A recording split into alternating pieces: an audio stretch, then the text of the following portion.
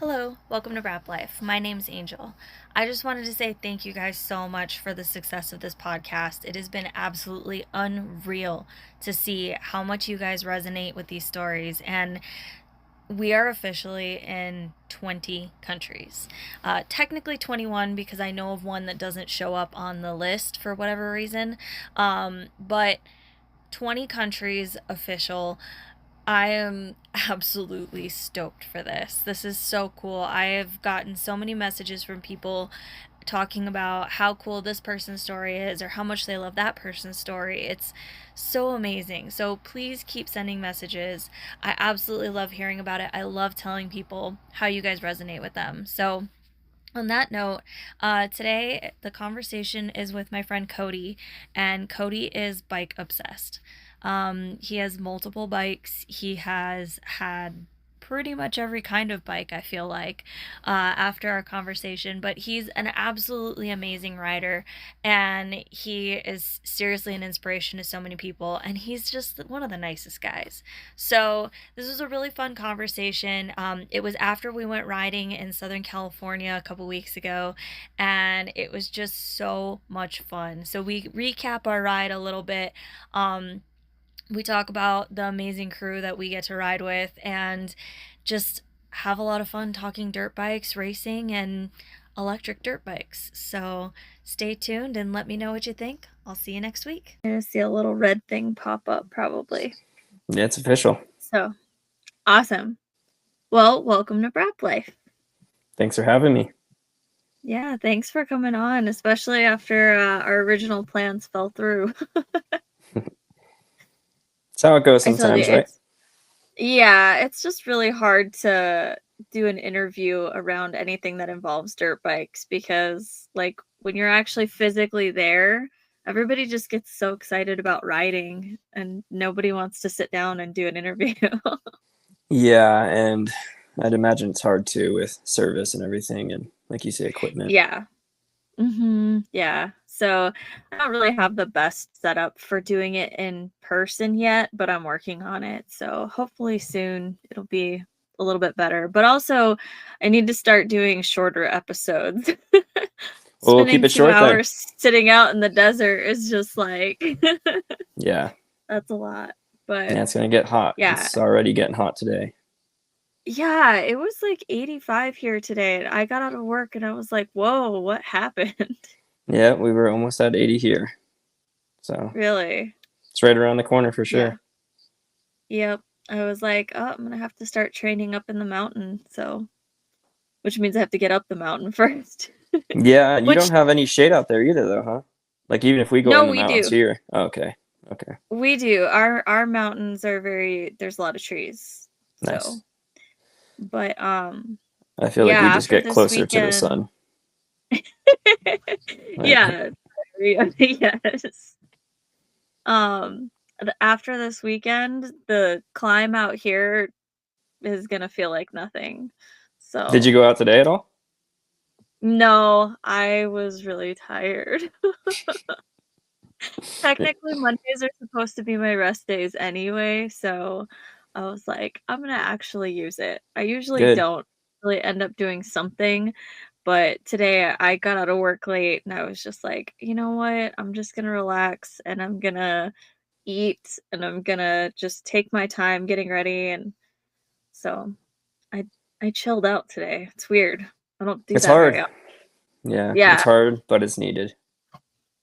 It is, and it's like, I can feel a big difference in my body on those days when I really, like, take time off. Cause like, I love to run, so, like, usually on my days when I'm not training on the bike, I'm running because I like to do it, and it's not that strenuous to me unless I'm running the hills, but, like, I'll just go out and run, like, 2 to 5 miles, and that's pretty chill for me, so it's like my off day usually, but today I was just like, "Nah, I'm not doing There's anything." there's nothing chill about running 2 to 5 miles. I ran 2 miles yesterday morning, like, before everybody else was up at camp. I was, Really? like, out as soon as the sun was up, and I was back before most people were awake, so Yeah. No thanks. Well, you had to run for work and stuff, I'm sure. So Yeah, I've had a lot of running in my life, and I'm cool with not doing unless I have to. yeah, yeah. Yeah, I started running when I was young because my dad was in the army and he made me run with him all the time. So I didn't used to love it. And then as I got older, I started doing it for myself. And then that was when I actually started to like it. So I definitely get that. Just Yeah, depends on like how you get into everything. So yeah. I think if you can make something, a routine rather than like an activity, if you don't love it, like running, if you can make it a yeah, routine after doing it yeah. for a week or two, it's just part of your Mhm. life. Yeah. Yeah. Yeah. And for me, it's like, it's kind of like riding. When I can't get out and ride, I have to run. Like, it's like a mental health thing for me. If I can't run or ride for too long, like, I start to get anxious. So I have to get that energy out somehow. Yeah, I'm sure we'll get into that, but that is absolutely a big part of my life is doing physical things and hard things that give you that mental clarity, or like when you're riding, it forces you to think about riding, Mhm. especially with what, you're getting into and what we're doing. You have to Yeah. focus on what's in front of you. You can't focus on, oh man, is that project due at work today and this and that and relationship stuff or whatever. It's just focus at the task at hand. Yeah. Yeah, exactly. Like that's what I was talking about in my post. Like I really had to like stop thinking about the thing that happened 3, 4 months ago. And I really had to focus on what was happening at the time because like the fear and anxiety of falling down a mountain, I mean, it was only like 30 feet, but it was still scary. It was like a cliff that I fell off. And that's like it leaves an impression on you. So I've done really well at avoiding exposure since then until this weekend. And then the boys were like, yeah, let's just go on this chill ride. And then it was exposure. And then you guys, your leisurely ride. It's pretty chill. It it wasn't terrible. It was just mentally, like you said, mentally it was what got me. And that's what caused me to just kind of overthink things a little bit. And then I was just like totally in my head about it after that. So then being on that hill and like I felt like I was really stuck because I was like, okay, I started to get a little bit frustrated because I was like, I know I can do this. Like I know I've done harder stuff than this. I know I've gotten out of this before by myself, and you and Reagan were great. You guys were being really patient. You guys were coaching me through, but I was just like, I know how to do this. Like, what is wrong with me? And then I realized it was because I had sent the bike and it scared me because, like, I thought I was going to trip and fall over the edge. So I just was in my head about it. But I did it and I felt pretty good afterwards. So, like, when we hit the fire road, I was kind of sad. I was like, okay, well, they probably know better about what was ahead. So Well, you should have said something. We could have stayed out there. I didn't know like you had to leave or like what was going on. So you guys were like so far ahead. I was like, whatever. Just there No, for it. I really try. It's hard riding with groups and different levels. Yeah. We all know that. Mhm. But the last thing I want to do is like get somebody frustrated and then just be Yeah. miserable for the day. Because I've Yeah. been there, and there's times where it's too far out of reach, and you got to find Yeah. a really good balance between everybody. Um, Mhm. but I like that. You were thinking about going off the side of the cliff there, but it's like if you were just riding and if that was flat, there's no way Yeah. that you would just accidentally fall out of the line and go 15 Yeah. feet to the right. So Yeah.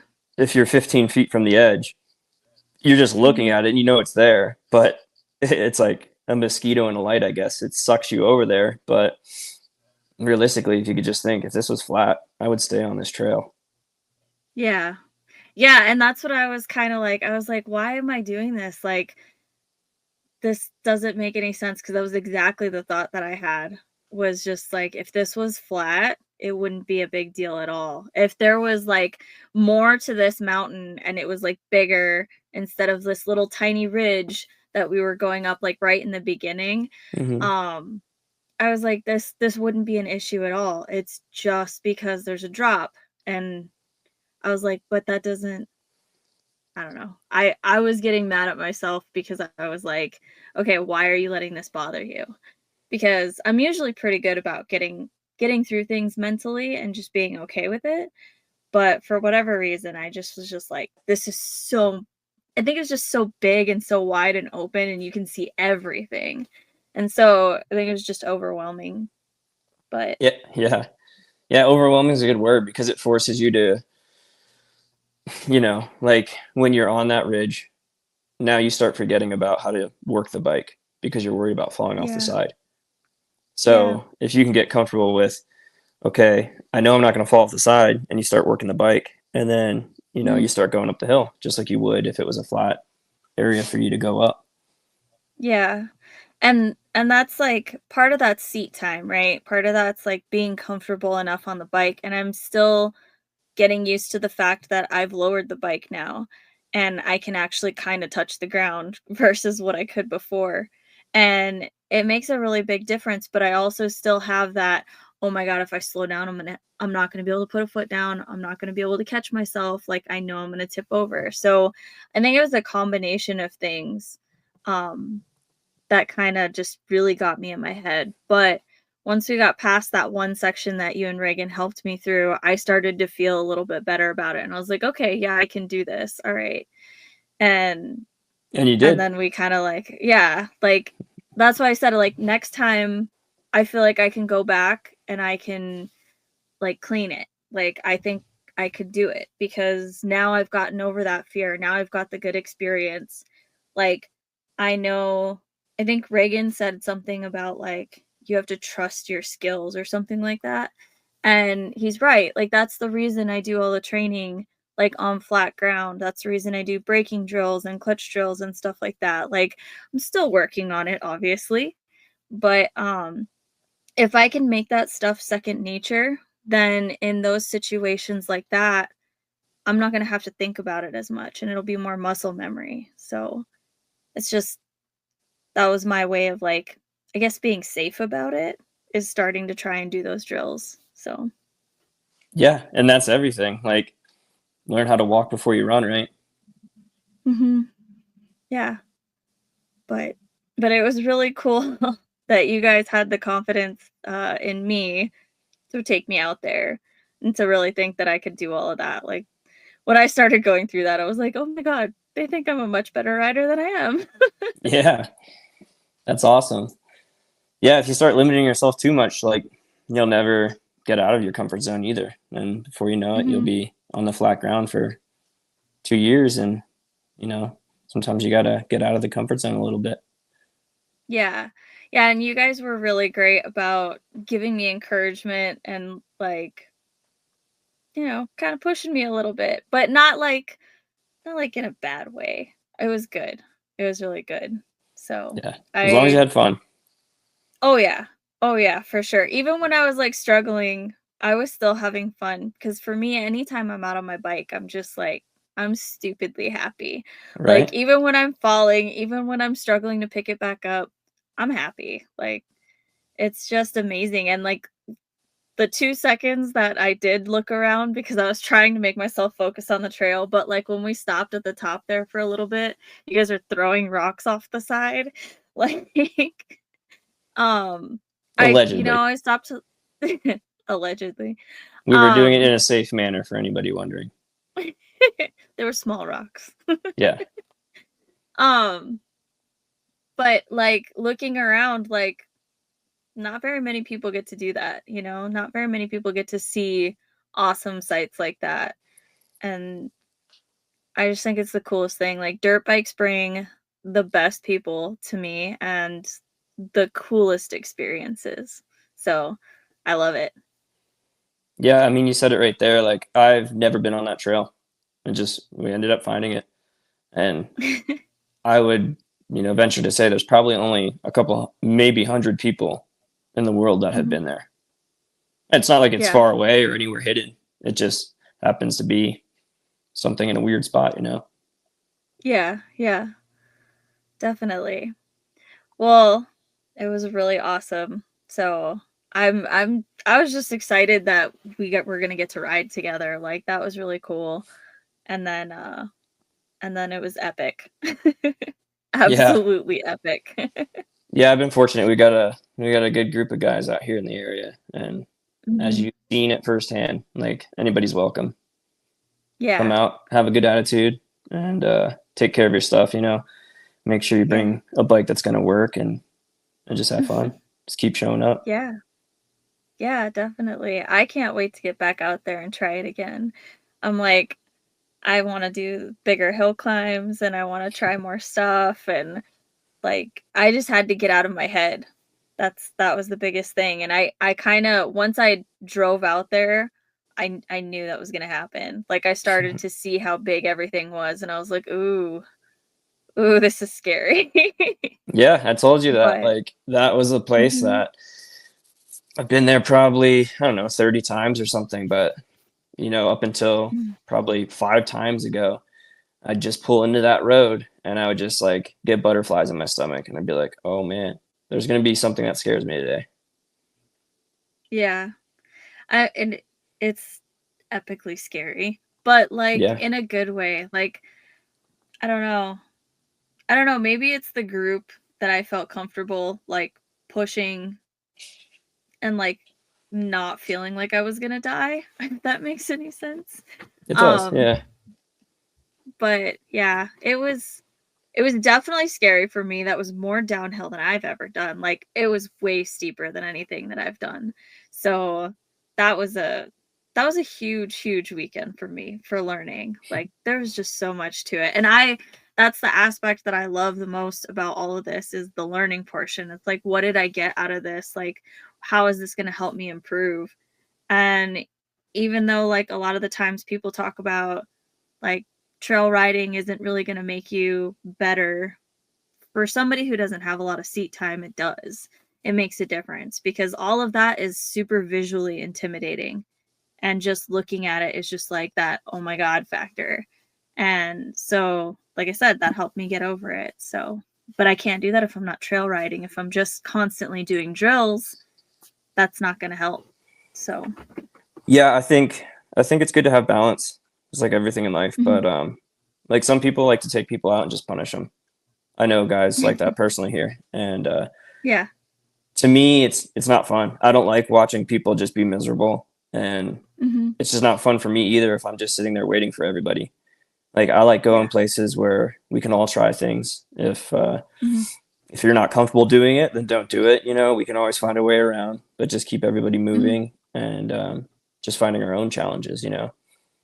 Yeah. And I think what you said there too, it's like, yeah, if you're just doing drills, you're gonna get great at those drills. But Hmm. I know guys that are really good at drills and then decent at like the trails or like racing. Hmm. And I know guys that are great at racing and trails, but it's hard for them to do, slow and controlled movements or like very Hmm. technical stuff. Yeah. So I don't think there's any right or wrong. I think you just do what you like. And at the end of the Hmm. day, this is a fun thing for us. So have fun with it. Yeah. Yeah. I do definitely every time. And it's more fun when you have good people around you and people that push you, in my personal opinion. People that push you and really help you see things in a different way. Like you guys were hitting lines that I was like, "Oh my God." Well, It was kind of crazy. and lines and ability aside, it's like, yeah, Mhm. you don't want to do anything with people you don't like. Like, I mean, Yeah. I don't want to Oh yeah. go, fishing with people that I just hate. Like, I'd rather be fishing with people Hmm. that I like the company of. Yeah. So, Yeah, for sure. I totally get and, that. and fortunately, I think almost anybody that I've been faced with in this sport or this hobby, whatever you call it, has always been, good people. But I do think Yeah. genuinely good people find good people. Like,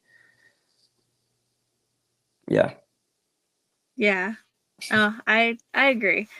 Most of the people that I've met in off-road have been fantastic. They're amazing and will help you out, and most of them are pretty patient. Not all of them. Some of them just get a little anxious and they just want to keep going.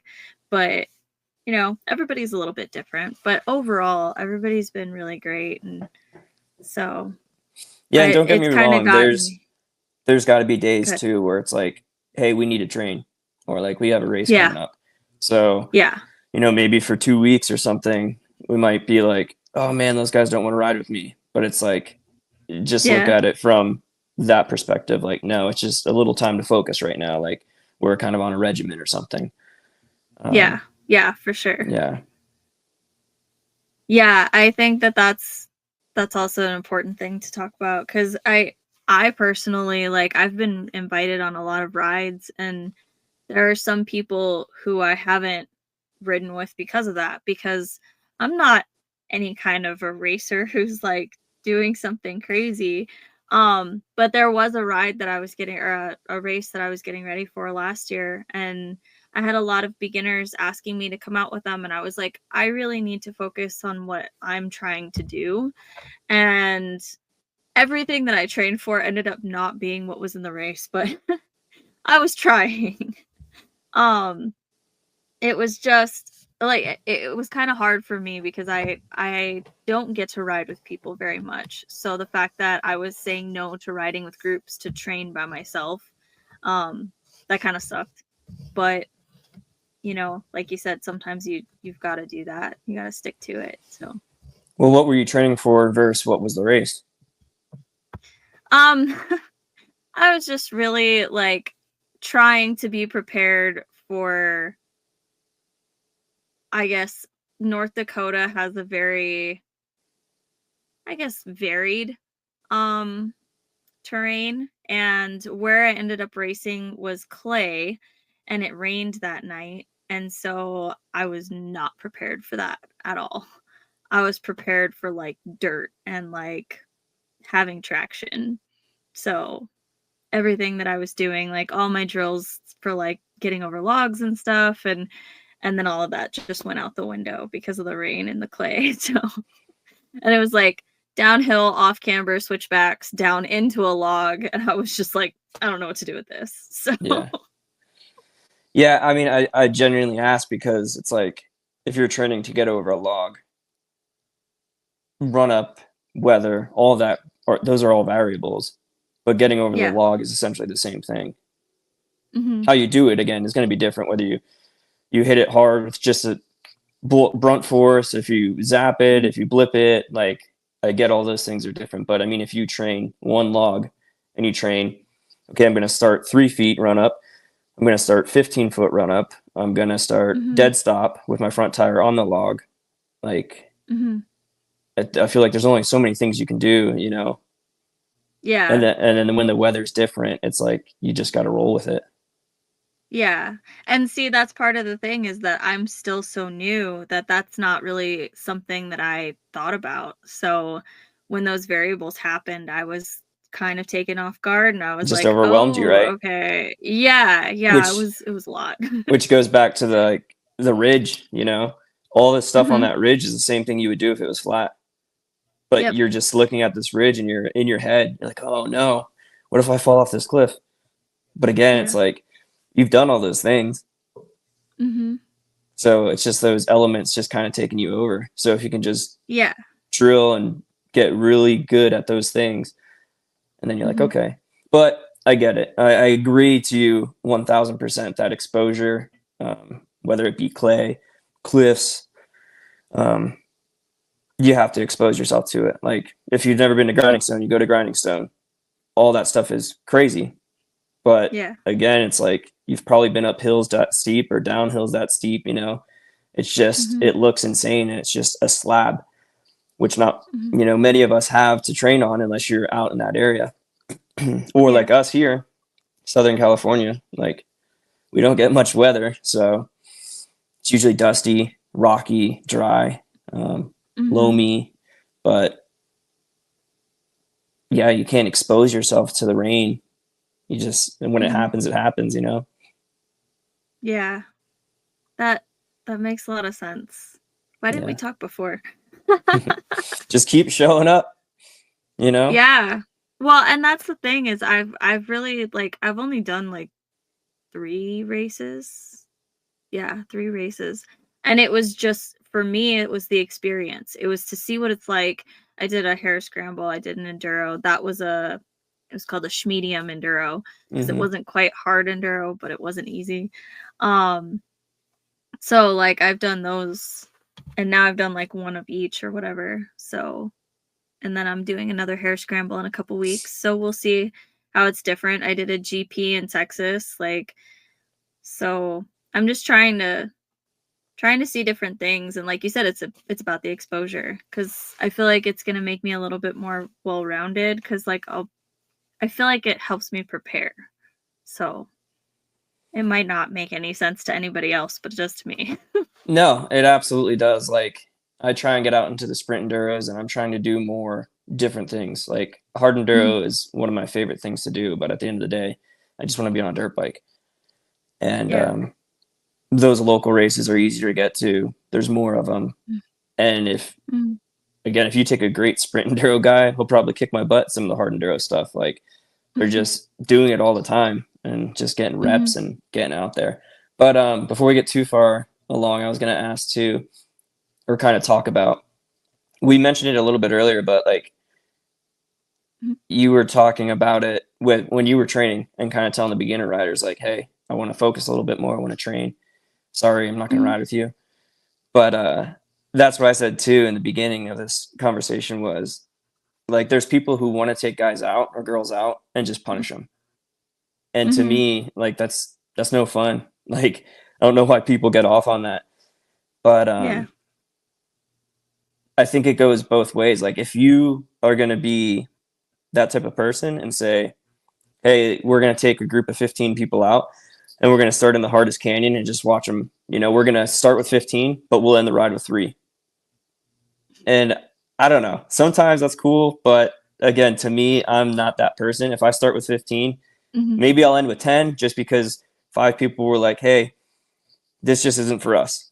Okay, sorry, Yeah. but I'm not trying to break people off. And if somebody is getting Yeah. broken off, like in your case, if you were feeling it a little bit, like, we're going to help you and get you Yeah. through it. I think it's so much more rewarding versus just Yeah. trying to break them off and just burn them out and then be like, okay, Yeah. nice. We dropped 2 more. Like, okay. Yeah. Yeah, and my thing is like with my beginner rides that I do, like it's always women. I take women out and I'm trying to build them up and build their confidence. And so like I would never do that. Not that I have the ability to go into anything that they really couldn't, but like they could struggle through it if No, yeah, even you being definitely brand do. new. But um but yeah, it is a little bit different, and I still try kind of like you guys were doing, like if I'm out with somebody new and they're going really slow, there's a lot of factors to it, but I try and like I'm just going to practice going super super slow and just doing my balance and stuff like that. Like usually I'm okay with that, but it was like right before the race when I was like, okay, I need to focus on a couple things, and I was doing like the logs every day. So like that's but I can't imagine like trying to go on a ride and having people drop out like that. I mean, I guess it just, you set it up in the beginning. It's like, okay, if we're going to take a group of 10 or 15 or 20 people out, probably want to be in Mhm. like an OHV where people can get home safely. If people do need to split or if somebody gets a bike issue, okay, Yeah. go take a buddy, use the buddy system. But again, Mhm.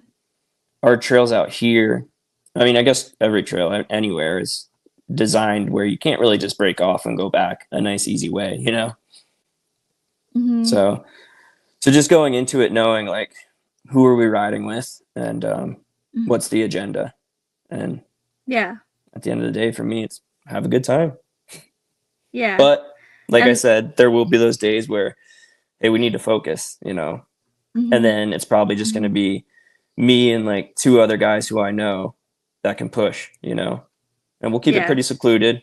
But I don't think anybody, I used to kind of get that feeling like, oh, where was the invite? But, Yeah. now looking back at it, I completely understand. Yeah. No, I totally get it. Cause like, I mean, the guys did that the other day. Like, we all went out on like a group ride in the morning and then we came back and then the guys went and did a harder ride afterwards. Like, they Mhm. still got their training in. So I think you can make it work. just kind of depends on what your motivation is. So, like you said, your motivation is different from those other people that you know. So, it's, I don't know, just all interesting. Like, I'm really into psychology. So, like, I study psychology for fun.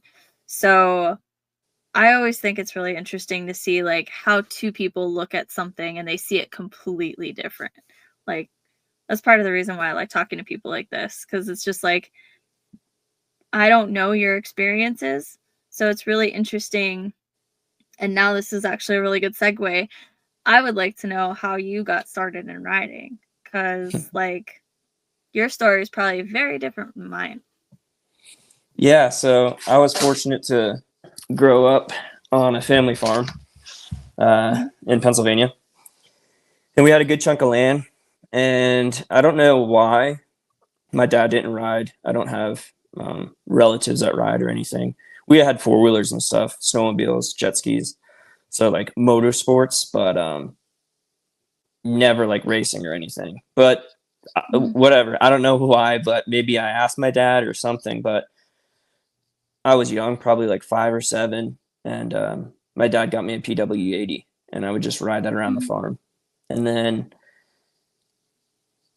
one thing led to another. Somehow I ended up doing hair scrambles on a little PW80. And things were going well. It was fun. The family enjoyed like coming out on the weekends and taking me out there.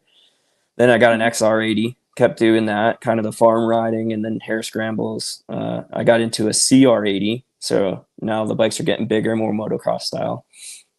And then I think on the XR too, there was a track. It was called Flying Dutchman in Pennsylvania. But they had hair scramble races and then they had motocross. And I was doing both of those. I was having fun. I was doing well. And then when I got the CR80, it was more just, I was in high school, I think, at that point, and I started finding like organized sports. So like just soccer, football, wrestling. So I started making more friends, and that was my clique. And those guys didn't ride. So I kind of put riding, on the back burner. Whenever I could, I would go out. And back then, again, I had no idea about trail riding. Like I would ride the farm. My dad built me some jumps, and then I would go to the races, and that was it.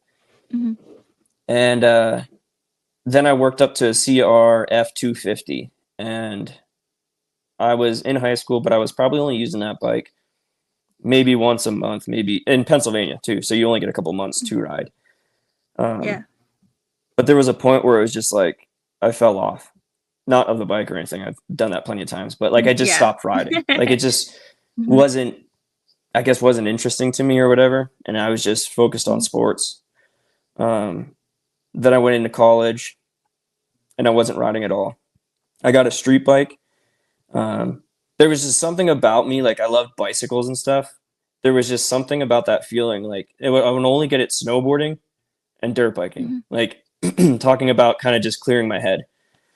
And it just made me feel awesome. Like I loved it. So then I go to college. Like I said, I'm not riding at all. And I decided I wanted to go pursue my career. So I took years off, found a job in California, came out to California, and I had my dad ship my 250 out here. And that place that we went to, well, for anybody listening, they can go there too. It's called Jawbone. But I took the 250 to Jawbone Canyon, and I was just like, this is not a big enough bike out here. Like those hills are just massive. And that was a motocross bike. I had no idea at the point about changing sprockets or anything. A 250 is big enough. Don't get me wrong. Just me. I didn't know anything. That's the other thing too. I always look back at that and I think that's pretty cool. Like growing up, I wouldn't do anything to the bikes. Tubes, never change. Like I'd buy the bike from the dealer. I would never change a tire. I probably didn't even ride it enough to need to change the tires. But now we get bikes and the first thing we do is like strip everything off and put all kinds of crazy stuff into them. But yeah, after the maybe 1 or 2 rides on the 250 out here, I don't know how I figured it out or whatever, but I ended up getting a 450. And then I joined a club, California Dual Sport Riders. And they're just awesome people. But it made me want to get a dual sport. So I think the next bike I got was probably the Honda 450L. And that thing was just a bucket. So heavy, it's a dual sport. But Yeah. I started racing it and just kept having issues, kept breaking stuff. I started meeting different people. But by that point too, there was this one kid. He runs SoCal Enduro on Instagram, and he would always send me Mhm. people's pages. Like some of my best friends now, he would send me their stuff, and he'd be like, "Hey, you got to go ride with these guys." But Mhm. I was just having fun pushing myself, and I wanted to push a little harder. And he knew these guys were riding hard stuff, so I think by that point I had gotten a gas 300, but I wasn't really doing hard Mhm. enduro yet. I just knew like Mhm. all the guys out here had two strokes, 300s, and it was awesome. So I got that bike, and then I started finding these guys and going on like the crazy exposure trails. And I was in that same boat, I bet, as you on that hill, just losing my mind, just being like, I could die, but it would be very hard to die now, like looking back at it.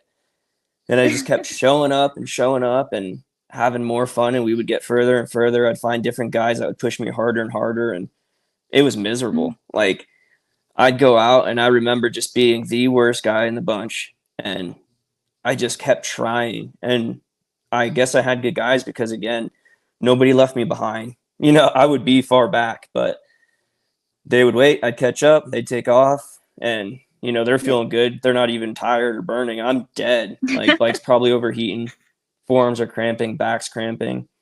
And then they just Mhm. take off. And I'm like, oh, great. Okay, I got to go. I don't get any rest.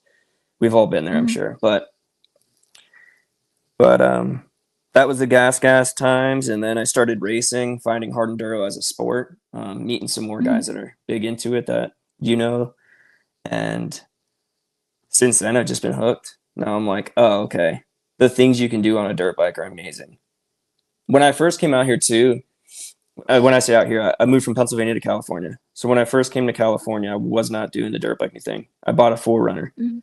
and I was just going out camping, and I Mhm. thought this is a beautiful state. Like the things I'm seeing other people are not going to. Like that Yeah. Forerunner was getting me into some cool places and some cool spots, but kind of went crazy with that thing. I put like a solid axle on the front. Like I don't know if you know what that is, but 40-inch tires, like transfer cases, everything you could do to that truck. Like I liked the rocks, and I just wanted to Yeah. be going places that nobody else was, or a Yeah. few people were. And luckily I met the right people on the dirt bikes because they were into that. And once I found that I could do it on a dirt bike, and I remembered that feeling as a kid, like again, Yeah. snowboarding and dirt biking, that just gave me a sensation that I couldn't get elsewhere. So Mhm. I went all in and just kept buying dirt bikes and buying stuff for the dirt bikes and meeting new guys and just pushing limits. And thankfully I did because it's been such an awesome journey. Yeah. So you've had quite a few different bikes through Oh all yeah. of this. Yeah. Yeah. So, Right now I have KX 450. I've got the KTM 300. I've got the Stark Varg. I've got a trials bike. I've got a street bike. I have a problem. Yeah. I don't know if it's a problem. I'd say other people have a problem being jealous of you. I'm looking at a trials bike right now. How do you feel about trials? I wish it would be bigger here. I wish I would have learned on a trials bike. Like I feel Yeah. like here in the States we do it wrong. We learn on a big bike Mhm. and we get the itch and the bug, and then we're like, oh man, I wish I could do a pivot turn, or I wish I could get over a Yeah. log. Well, it's Yeah. like we went too fast and we learned how to just ride across the desert or through the woods. And yeah, we get Mhm. good at it. And there's, again, amazing riders who don't use trials bikes, but when you get the trials bike, you realize it just teaches you so much more. It's lighter, you feel safer on it, you can bail it, you know, hop over, there's no seat, you know how they are. So it's a Mhm. little safer, but also because it's smaller, lighter, and so nimble, it also teaches you all the little stuff, like one slight movement, and you really throw that bike off, you know? Mhm. So Yeah. I wish I would do it more. We were getting into it pretty big there for a little bit, kind of like forcing ourselves to say, hey, we want to go ride, but let's not take the big bikes out. We have to take trials bikes. But Yeah, so I feel really good about trials. I wish Mhm. there was a bigger community for it, and you know, following, or There like, seems yeah. Yeah, there seems to be a lot more out here than there was back east. Like back east there didn't seem to be very much, but and I actually got to ride trials a little bit out there, but On the East Coast, um mhm, it was Tennessee. northeast, but yeah. Oh, okay. No, I was in Rhode Island. Yeah. Um but yeah, I liked it. It definitely taught me what I needed to work on. But at the same time, I was also kind of like unsure if I knew how to really do some things or if I was relying on the power of the bike to get me through stuff.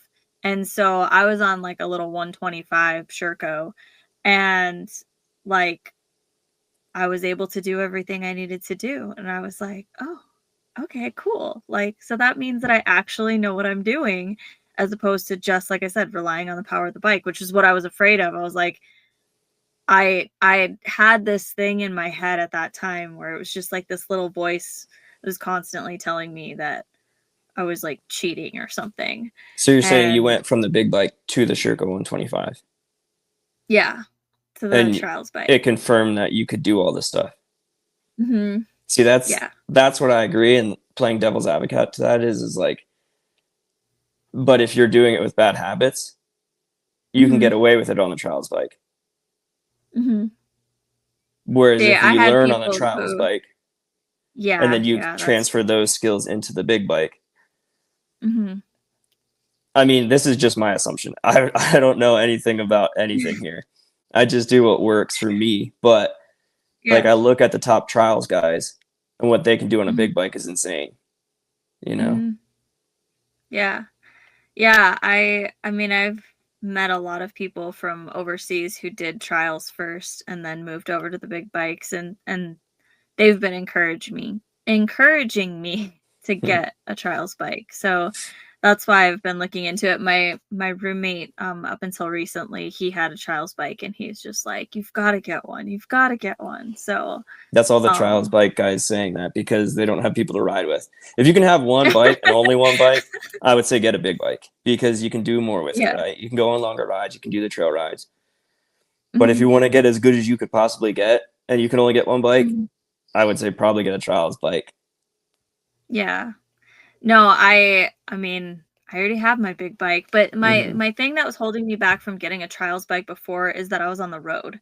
And so I was moving like every 2 months to 3 months and like I was living in my car at one point and like there's nowhere to store a second bike. Yeah. Like my bike is on the back of my car. Like I don't have, renting a storage unit in each and every city is just a hassle. First of all, some places you can't do it because some places you have to like have a lease and you have to be a resident and it just gets to be a headache. So Yeah. um No, I yeah, completely agree. so Like I said, I've had, I don't know, 10 or 15 bikes, and it took me that long to get a trials bike. So I'm yeah. completely on like team big bike. I'm just saying, Yeah. like, if I could do it again, instead of, if my Hmm. dad bought me instead of a PW80, if I got a trials bike, I Hmm. wonder what life would look like, you know? Yeah, I could definitely see that. Well, and that's kind of why like you were saying, if you want to get better, like then that's what I want. I have huge goals and like I want to do everything I can to set myself up for success. So I think the trials bike is the move for that. Yep. Yeah, but I also think if you just buy a trials bike and all your friends are Mhm. riding big bikes, I would venture to say Yeah. you're not going to use the trials bike much. Well, the person that I'm going to be getting the bike from like does trials events and stuff. Perfect. So, Yeah. and she doesn't live very far and her husband does it. And so they've got like a group. So like I would have like a group that I'd be able to do trials with, which is really funny because then I don't have a group to ride big bikes with here. Like Well, that would be I good have because like it would yeah, force so you to I ride would the be able trials to bike. go exactly. I Hmm. would be like weekends with them on the trials bike, or even during the week, and then, traveling to go ride with people if I'm going to ride the big bike. So Yeah, for and after I training got the alone. trials bike, and I'd go out and I would do those events or just do days riding the trials bike, I'd immediately want to go hit those lines on the big bike. And it's probably not Yeah. smart, but I just like it is just instills confidence. You're like, oh, I did that on the bike, but I feel so much more comfortable and natural on the big bike because we've been riding those. Yeah. So then you go out there and you're doing those lines on the big bike, and you're like, oh, okay. Mhm. But it's nice to break the ice with the trials bike, Yeah. That sounds fun. I Yeah. like that idea. Hmm. Hmm. Yeah. Hopefully I'll be getting that in the next couple weeks I was here. gonna say I'm a So really I'm bad gonna influence. We just talked about my track record with bikes, so if you need a guy to talk into buying bikes, I'll be that guy. I'm the worst influence for everybody else, so somebody needs to do it to me at some point. So At your people service. are like people are like, "Oh, should I buy this for my bike?" I'm like, "Yes." They're like, "Well, I don't know. Just do it." It's like, are you gonna stop thinking about it until you've done it? No. So then just do it. It's Yeah. it's good for your mental health. Um, so going back to your bikes, you have an electric bike now. And this I've has got been two. like a thing that you've got two. Okay. So what made you decide to move over to an electric bike? Um, I don't know. I don't know the exact reasoning, but I bought a Sherco trials bike, Mhm. and it was like I don't even know about Shercos or about the bikes, but it was like, oh, the factory or whatever they call it, right? Factory Sherco. Mhm. So like it was like a cool one, Sure. right? It had dazzled out and stuff. Um, It was the I just dazzle. I just got like it was a good deal. Anyway, I got that, and then the Electric Motions had the trials bikes, and I was like, huh, an electric Mhm. bike seems cool.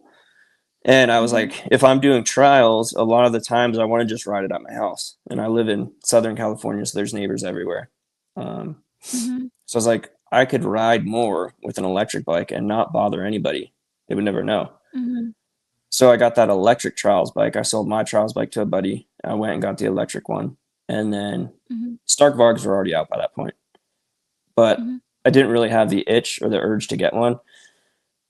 Maybe a little bit of me did, just because I always want like a new bike or whatever. But once I got the electric motion bike, um, I was more leaning towards getting a Varg. And Mhm. then I was worried about the range, worried about no clutch, all this stuff that everybody thinks about. Um, but I just kept talking about it. And as you said, when your friend says, "Hey, should I get this for my bike?" You're like, if you're thinking about it all the time, you should do it. Well, that's how I was. I was thinking about it all the time. And I knew they were coming out with those new ones, the EX. But when I priced out the EX, it was like 16 grand when it was all said and done. Mhm. And I was like, I bet you the MXs are pretty cheap.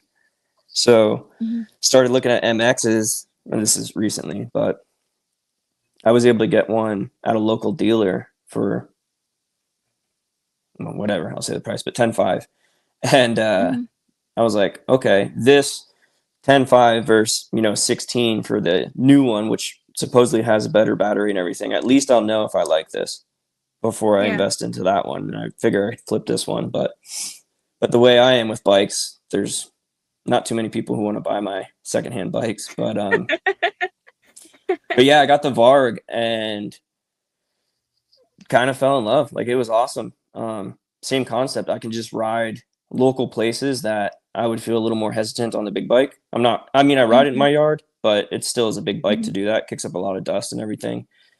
Yeah. Um, but like for sure, like if you go into the hills out here, people will call the cops on you because we all know fires start in California. If they hear gas bikes, Mhm. they think these guys are going to start a fire and they'll call the cops. Yeah. Depending on where you're at, I ride everywhere legally for sure. But with the electric bike, I can get away with a lot of still BLM area or open land, but it's by houses Mhm. and stuff, and nobody will even know that I'm there. And Yeah. also, it's just nice. Like I figured it'd be a really good training tool coming back and not having to do filters and, the maintenance that you have to do on other bikes, oil changes.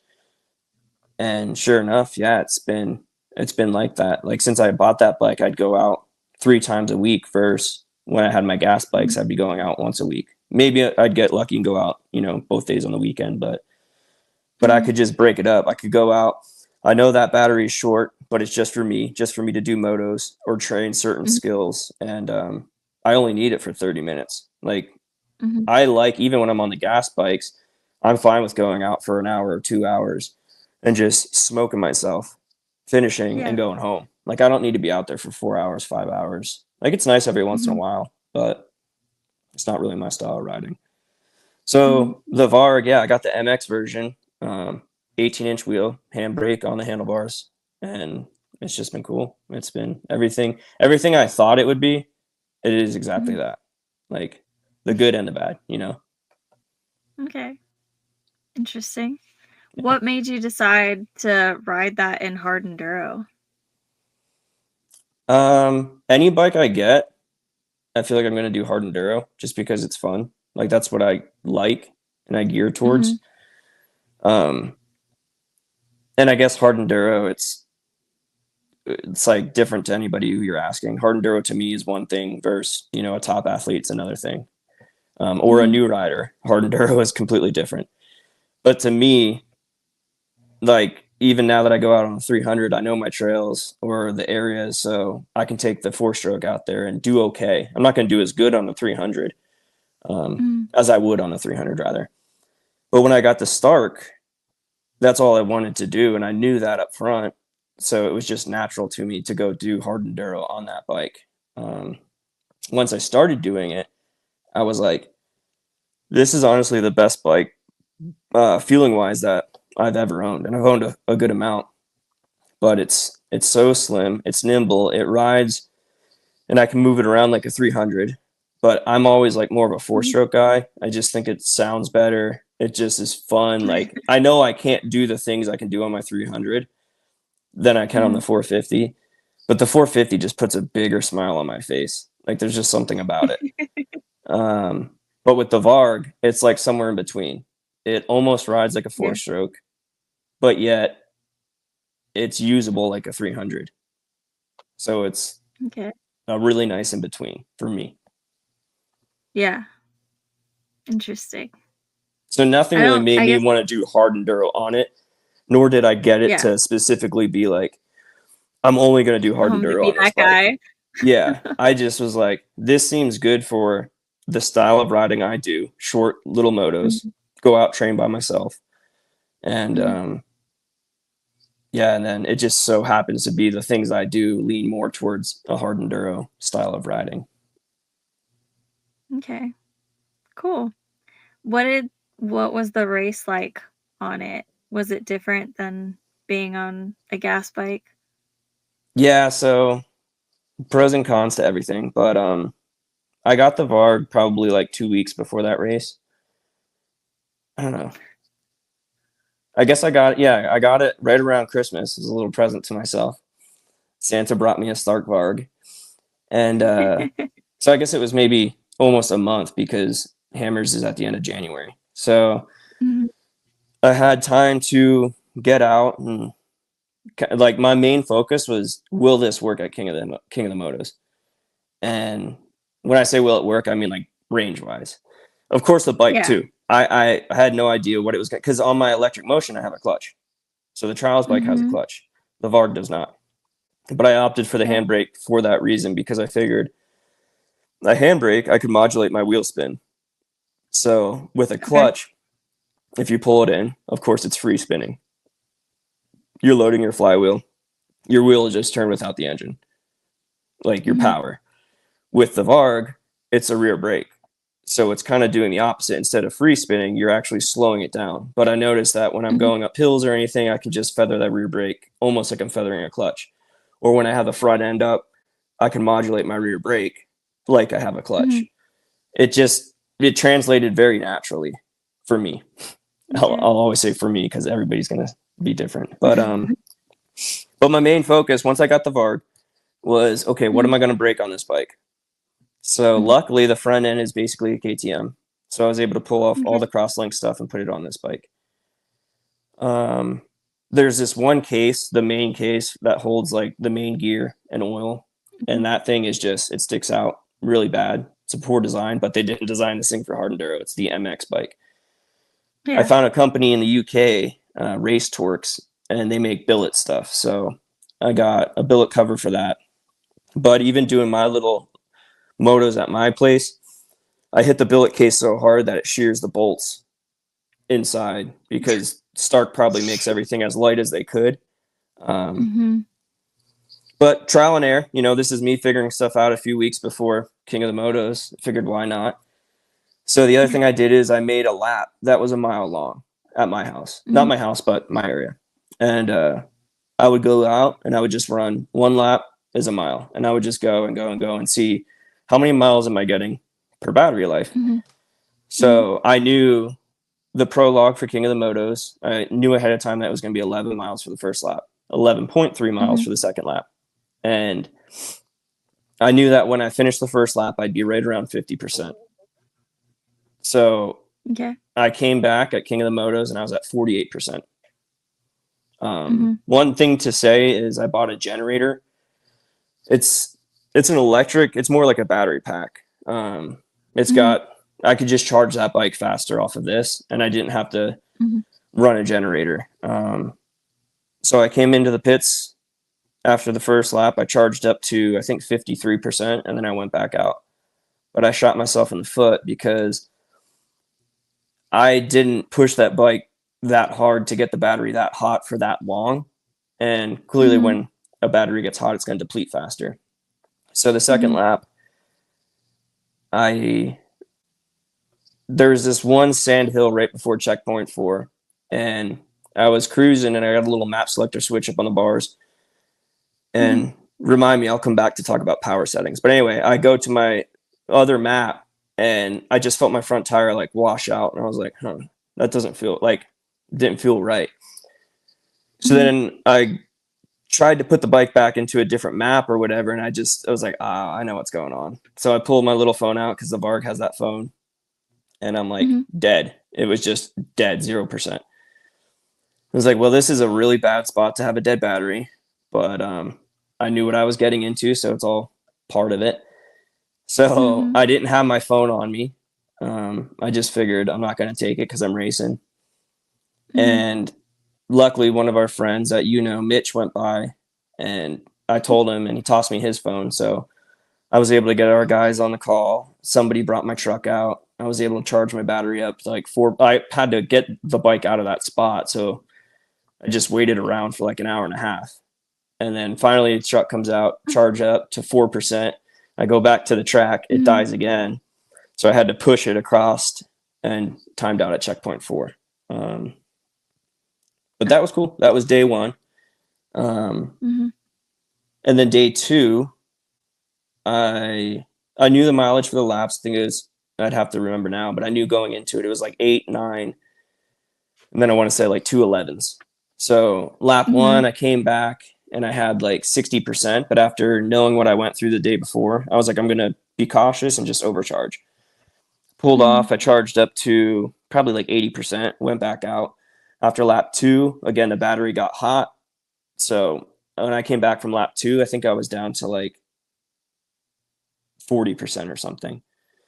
So I had to charge up to 70%. And then I ran out of juice on my little battery pack. So I was like, okay, 70%, I'll go back out. I go back out for lap 3. And I got to like the bottom of dead blow. I think it was checkpoint 2. And I was at like 35% or 30%. And again, knowing what happened the day previously in the prologue, I was like, man, I don't want to get stuck in one of these canyons again. So I was almost going to stop there, but I was like, let me go get another checkpoint. So I went to another checkpoint. And at checkpoint 3, actually, ironically enough, now I think about this, Mitch was there and he broke his case, his clutch cover. So he was already out of the race. So he's like, hey, man, I'm done. So I'm like, all right, well, we'll just roll back together. So that way, if something happens, we're together. So he and I just, self-aided or whatever, told the checkpoint guys, hey, we're done. And we just rode. But luckily, we were both able to make it all the way back to the pits, just around the track, you know. Hmm. But yeah, both days I lost at least an hour and a half to 2 hours just between charging or a dead battery. Wow, Yeah, that's crazy. yeah, But was it worth the experience? absolutely. Yeah. One, to say I did it on the electric bike was really cool. Like for me, Hmm. like we have this Yeah. trail out here. It's called Top of the World, or like Hmm. Loop of Broken Dreams if you look it up on YouTube. But I did that one on a 2-stroke. I did it on a 4-stroke, and I did it on an electric bike. And now I did hammers, you know, on my 2-stroke. Did it on an electric bike. I mean, what is doing it, completing it, or whatever? At least I entered and did what I could, Yeah. you know. But Yeah. yeah, no, like to me, it was absolutely worth it. I was having so much fun on that bike, and I still am, that I don't want to ride the other bikes. Like that was the first day I rode with you. I got the Hmm. KTM back together because I took everything off it and put it on the Varg. Yeah. Um, but yeah, I wouldn't change a thing. I mean, other than I thought about getting a battery instead of getting a generator or the battery pack that I have and doing a battery Hmm. swap. But I figured if I come back, the last thing I want to do is wrench on a bike if my arms are going to be pumped up. But Hmm. I also didn't realize how much better I've gotten since 2 years ago when I did that race last. I think it was 23s Hmm. when I did the race.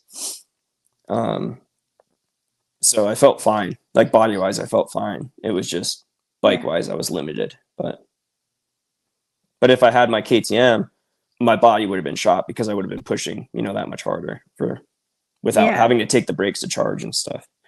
So That makes sense. That's, yeah. yeah. Big difference. Yeah, but with that bike, Interesting. I was riding it around here and I was on like 48 horsepower. And I was Hmm. like, there's no clutch. So you're either on or off. Like it'll just break loose. So when I went to hammers, I did that whole race in like 30 horsepower. And then Yeah. that other map I had that other map to like the 48 to try and simulate like a Yeah. 300, just to get up some certain hills or whatever. But yeah, that whole race, I was in like 30 horsepower. Wow. Yeah.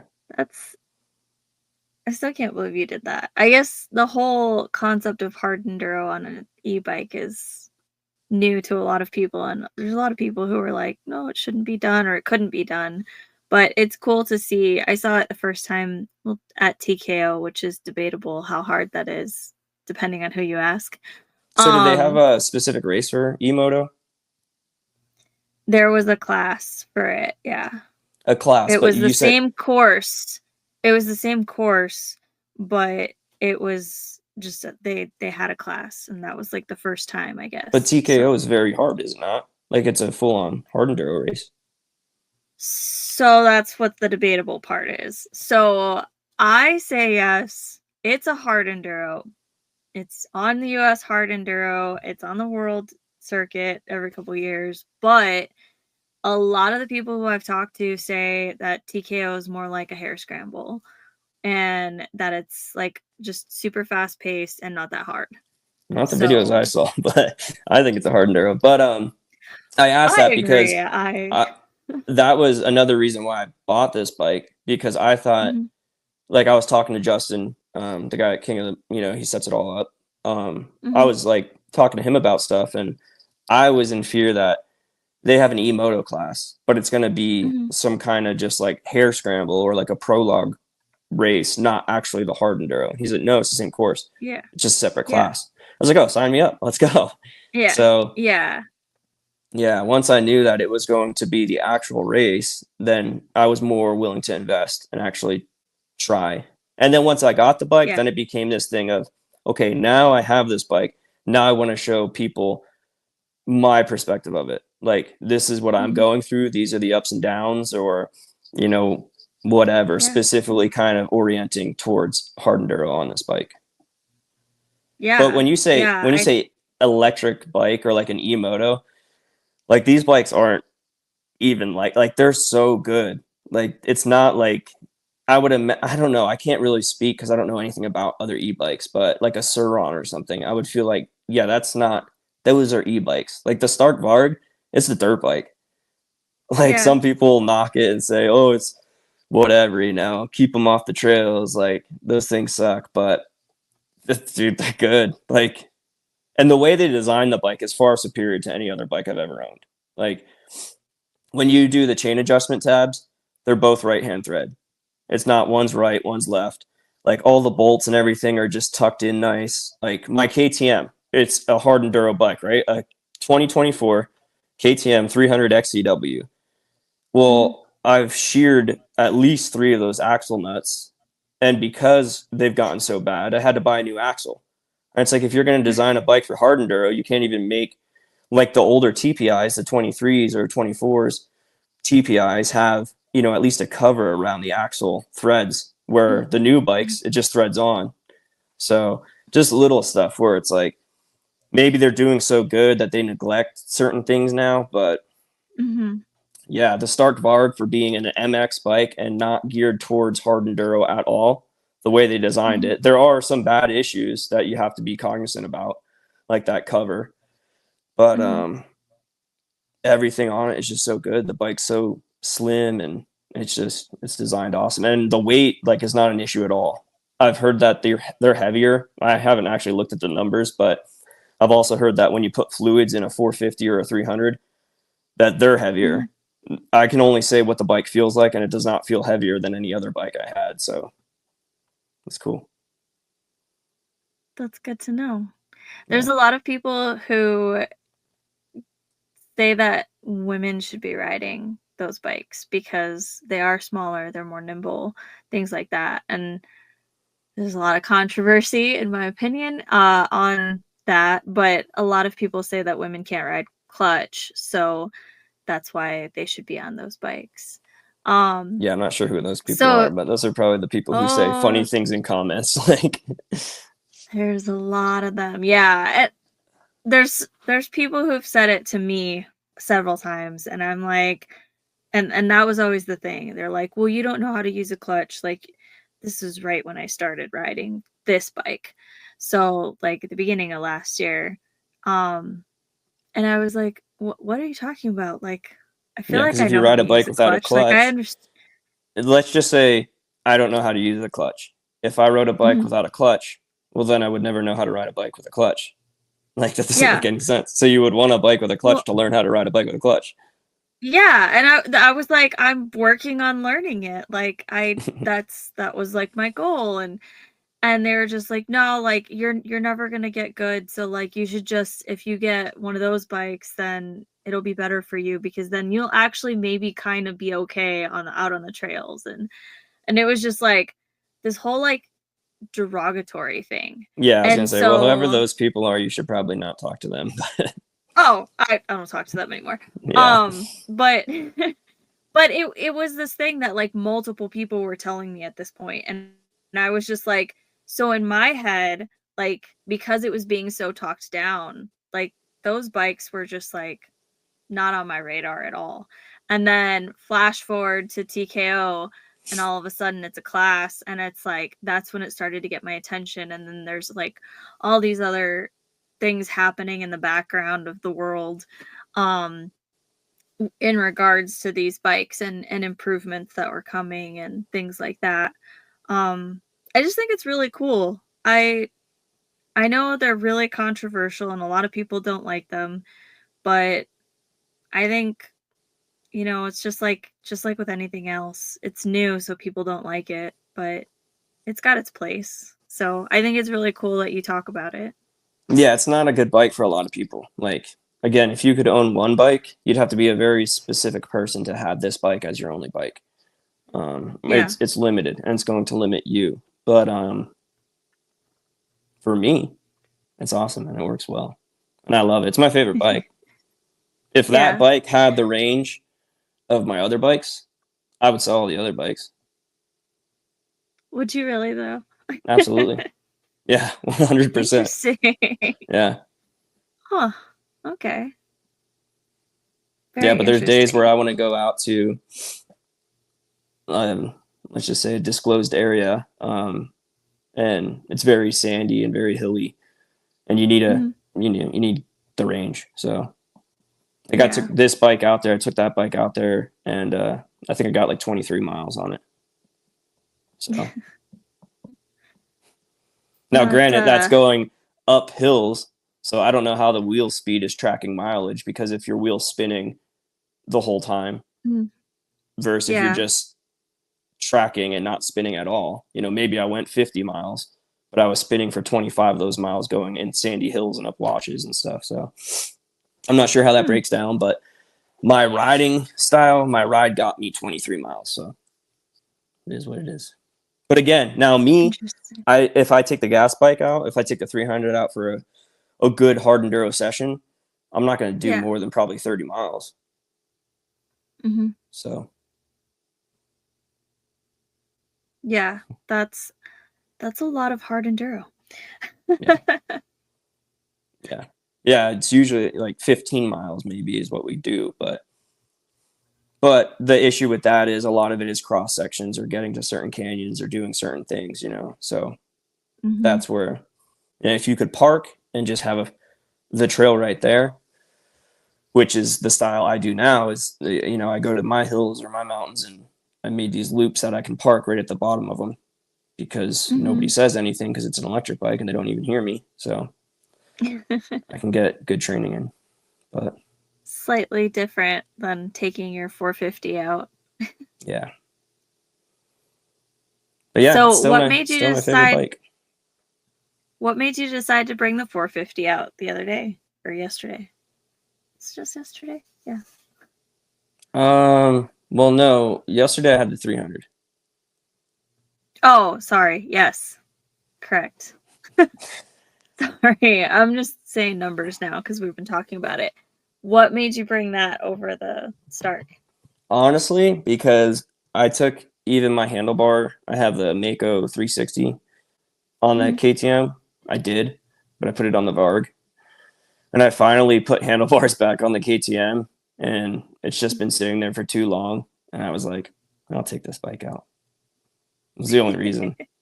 Yeah. Otherwise, I probably would have taken the 450, or also I just didn't know, if we were going to do trails or whatever, like, because it was a new group, wasn't sure what everybody wanted to get into. If we're going to do a lot of just like cross sections, kind of flat desert stuff, you're pushing the Varg essentially, like it's pushing its own power. Where if you're going up and down hills the whole time, the Varg does pretty good because the regen, and especially if you're doing really slow technical canyon uphill, like where you're not just hammering a hill climb, you're not eating much battery on that bike. The harder it is, the longer that bike will last. Interesting. So even at King of the Motos, like for these other races like Grinding Stone or Moab or anything, that like those are always my concerns. Like, well, how long's the loop? But also like, what is the loop? Because King of the Motos has a lot of sections where it's just flat and you're just hammering, and then you get into a canyon. So honestly, like to even do as much as I did on that bike, shows for the very first generation, because I bought a 2023, like a leftover one that was just still sitting in the dealer. I don't know if they changed anything in 24. I know they're changing stuff in 25, but yeah, that it does pretty good. So I would imagine like a race like Tough Like Roar, where it's very small and all in one area. I think that bike would be awesome. Or like TKO, again, I've never been, but I thought those were smaller loops. Anything like that, like even Grinding Stone. I've done Grinding Stone. I did it in 23. And I know there's a lot of sections where it's like you go from one mesa to the next. So if you're riding for 3 or 4 miles, but you're just pushing across sandy whoops, like this Stark Varg is not a good bike for a sprint enduro or a hare scramble, But now if we were just on one mesa, just up and down the whole time, it would probably do pretty good. That makes sense though. Battery wise. I mean, again, it still is an electric bike with no clutch. So to each his own. Like learning how to ride it was different, but it just took a few minutes to be like, oh, this makes sense. Yeah. Some people things like that click. Yeah. And you've been doing it so long, it's like it's so natural for you. So like I feel like that makes the transition a little bit easier. Whereas if I jumped onto it, it would probably totally screw me up. Yeah, true. But I am that, you saying that, I am interested to see what does this mean for the sport in 5 years, Hmm. Because even with Yeah, hard it'll be. enduro, I think the biggest downside to it is it's still off-road racing. And as off-roaders, we want to go cover distance and we want to see different areas and cover, different terrain. But as a Hmm. spectator, and like what's good for the sport is keeping everything in one area where everybody can see all the Hmm. guys. So if they start making races that, like if King of the Motos was in, instead of just, crossing from mountain to mountain, if it was in one range, Hmm. those bikes would do pretty good. It'll be really interesting to see because I know that they're working on making the races a little more spectator friendly because that is how the sport grows, and there was a lot of talk about that last year at the end of the year. Um, and I know that a couple of the races this year have kind of changed their format. I don't necessarily know how, but I know that there's been a lot of talk over the off season with some of the East Coast promoters. I know of trying to have like different like splits and making things easier for spectators to get to, but then like just different ways to make hard enduro grow. So um it's going to be really interesting in a lot of ways to see what the next few years bring for the sport, in my For opinion. sure. Yeah, absolutely. But then going back to like, so when it was told to me, it was told in a derogatory way that women should be on these bikes. But now there are a lot of women who are starting to get into like harder riding, more technical stuff, and that are interested or starting to be interested in hard enduro, um, who are on these bikes and think that they need to get a 300. So it'll be really interesting to see kind of. I'm kind of involved with a bunch of stuff because of this TKO thing. So there are a couple women who do ride Starks and are thinking about 300s instead. So would they be all right on a Stark? Like Yeah, you're asking the that's wrong guy interesting. because I didn't No, I do mean I'm just TKO. talking. I'm I would just say talking whatever now. they It's like. just Yeah, if they have more fun on the mhm. Varg, ride the freaking Varg. If you're interested in getting a two-stroke, then by all means, like all these bikes are awesome machines. And at the end of the day, as long as you're well, not as long as you're riding a bike, but as long as you're having fun doing whatever you're doing. But Yeah. this bike's cool because when I got that CRF 250.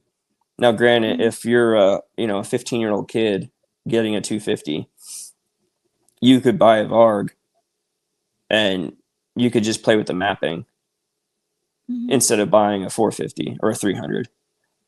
You could ride Mhm. that as a 250. You would be so familiar with the chassis and how that bike rides. You'd know everything about it in Mhm. and out. And then when you're ready to go bigger, you just open up the maps on your phone and say, "Hey, I want 50 horsepower." And then Mhm. now you got a new bike. So I could see that Interesting. being really good for moto. Um, Hard enduro, it's a little different because we beat the stuff up so much. So probably after Yeah. 3 years or something, you're not like, oh, I'll just change the map because your bike's probably going to be thrashed. I mean, my bike's pretty thrashed, and I don't know, I might have like 30 hours on it or something. Your style of riding is a little bit harder than like a lot of people I know. Yeah, yeah. So that's what I'm saying. Like, if you're, a track person or whatever, Yeah. if they could get a little more out of the battery, which it sounds like they're doing on this new version of it, I think it's going to be a really good bike Mhm. for a lot of people. That's really cool to see. It'll be really cool to see that progression. So you said you've done Grinding Stone, you've done uh King of the Motos. What other races have you done? So 2022 is kind of like when I found hard enduro. I bought a 2022 Mhm. gas 300, and that's when Mhm. I started getting introduced to it. And then 23, I started doing the races, and I was in B class. But I don't know what the reason was or whatever, but and somehow Dylan and I got this brilliant idea to just do as much as we could. So I did Hammers, did Grinding Stone. Texas was in the race series for 23. And then trying to think of the West Coast. I think that's it for the West Coast until it goes east. And because I'm from Pennsylvania, I was like, hey, let's take a road trip. So we got our other buddy, Josh, but we took 3 bikes out. We got there in like a day and a half. And we just drove 2 hours and then we would switch. And he would drive 2 hours and we would switch 2 hours, 2 hours, 2 hours and just punch through. But anyway, we went to my family in Pennsylvania and we did Tough Like Roar and then Sugarloaf. And we came back and then we did Idaho. But yeah, 23. Yeah, 23 we did. I did most of the races. And then 24, I got a new job and I just didn't do any of them. And then now we're in 25 and I did Motos. Yeah. What was your favorite so far? I don't know. It's hard to say. Like, Hammers it's got a place in my heart because I get to go out there a lot. But that even when we're racing, like, it doesn't feel like a race to me. It just feels like I'm with the buddies. Like, it's another day of riding in the area that I ride. It's awesome. Like, don't get me wrong. If I wasn't from here, that would probably be one of my favorites. It's pretty nonstop. Pennsylvania was awesome just because it was so weird for me to be doing hard enduro, something I never did growing up. But like that stuff's 20 minutes from my house, and I never knew it was there. I didn't know what the sport was. So, but that was really cool being there. Unfortunately, I just wasn't good enough. So for Roar, I didn't make the main event. I think I missed it by like a couple spots, and then Sugarloaf, my bike, like something happened where it just wouldn't start. And I remember I got towed back. I had to push out of the woods and get towed back by a side-by-side. And then I went back to the trailer and I just like started playing with the battery, like electronics, and it worked again. So then I went back out, but that race I got really limited too. So Pennsylvania kind of was a bummer to me, but I like Sugarloaf was really cool too. I didn't think there'd be that many, like, I just remember the downhills, like, it's just so the elevation changes, it's cool. Grinding Stone is awesome just because we don't have stuff like that here. So that's a really cool race. But Silver Kings I would like, but I hate that you have to ride up on that dusty. I get it, like you have to, but it would just be nice if we could just camp up there or something.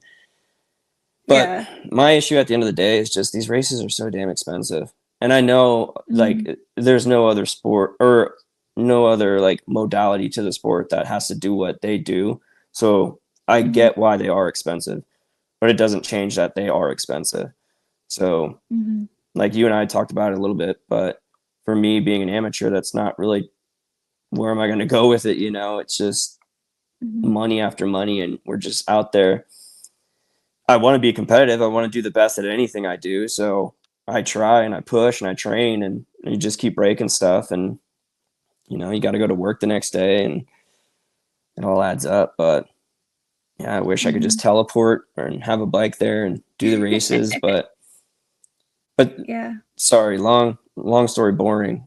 Favorite race? It's hard for me to say. One is the best. Texas, it was actually really cool. I liked how they did that. But I know that's not even in the series anymore. It was like a one and done thing, I think.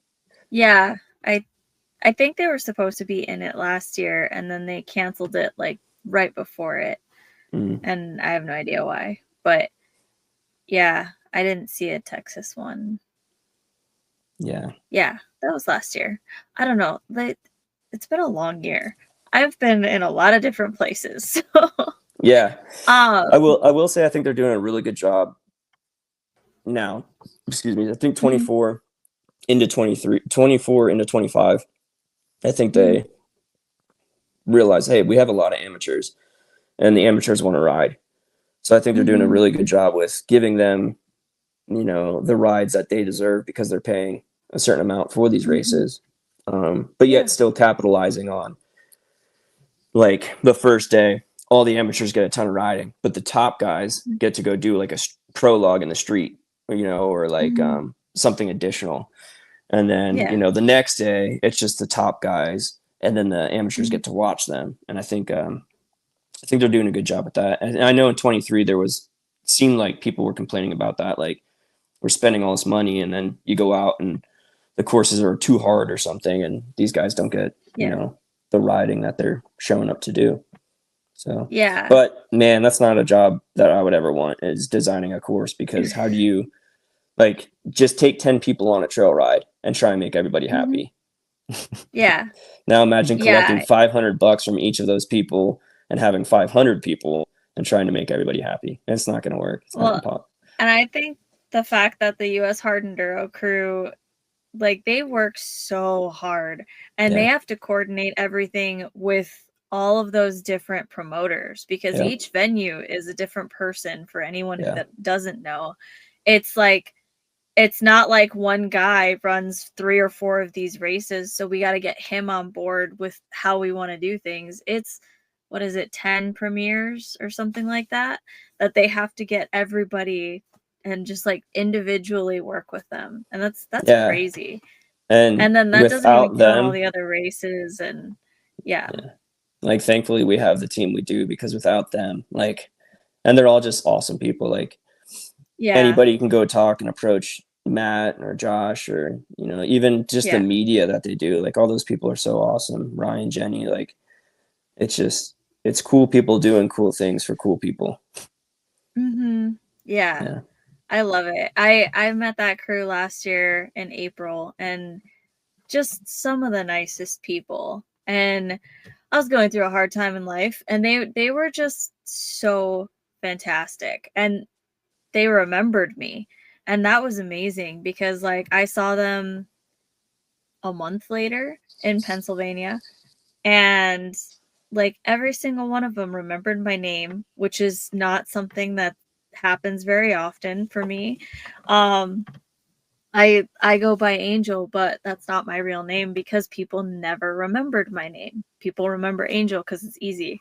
So, but they all found out my real name, and a couple of them actually remembered my real name, and I was like, "What? That's weird." Yeah, But they're just good people, and they work really hard, and like they're they're doing some crazy stuff to try and make things better for everybody. for So, sure. And I practice just makes perfect. Like just going yeah. from year to year, it's like they get so much Mhm. better and they're already doing great.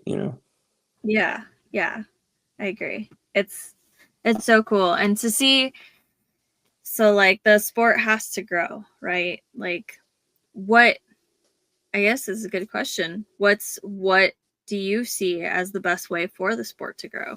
Well, thank you for asking. No, I'm just kidding. I don't know. Does it have to, like, it's already huge. I mean, I hope it grows, but like, think about it. Like, think about the entry, the people that enter the races, like, they're pretty massive. Mhm. Imagine if you had 1,000 people out there. I just Yeah. don't know if you could, like, they have to cap these races. Like, they'll do Yeah. 500 Oh, I entries, and for good reason. they definitely have to cap it for like, for riders, yes. But I For mean safety like wise and like the coordinating. sport as a whole, like, Hmm. so to me, when I ask that question, I'm thinking about like more venues, like spectators, like money into the sport, things like that. Yeah, I don't know. I'm not a business guy, but I would imagine the riders are who makes it. Like, Mhm.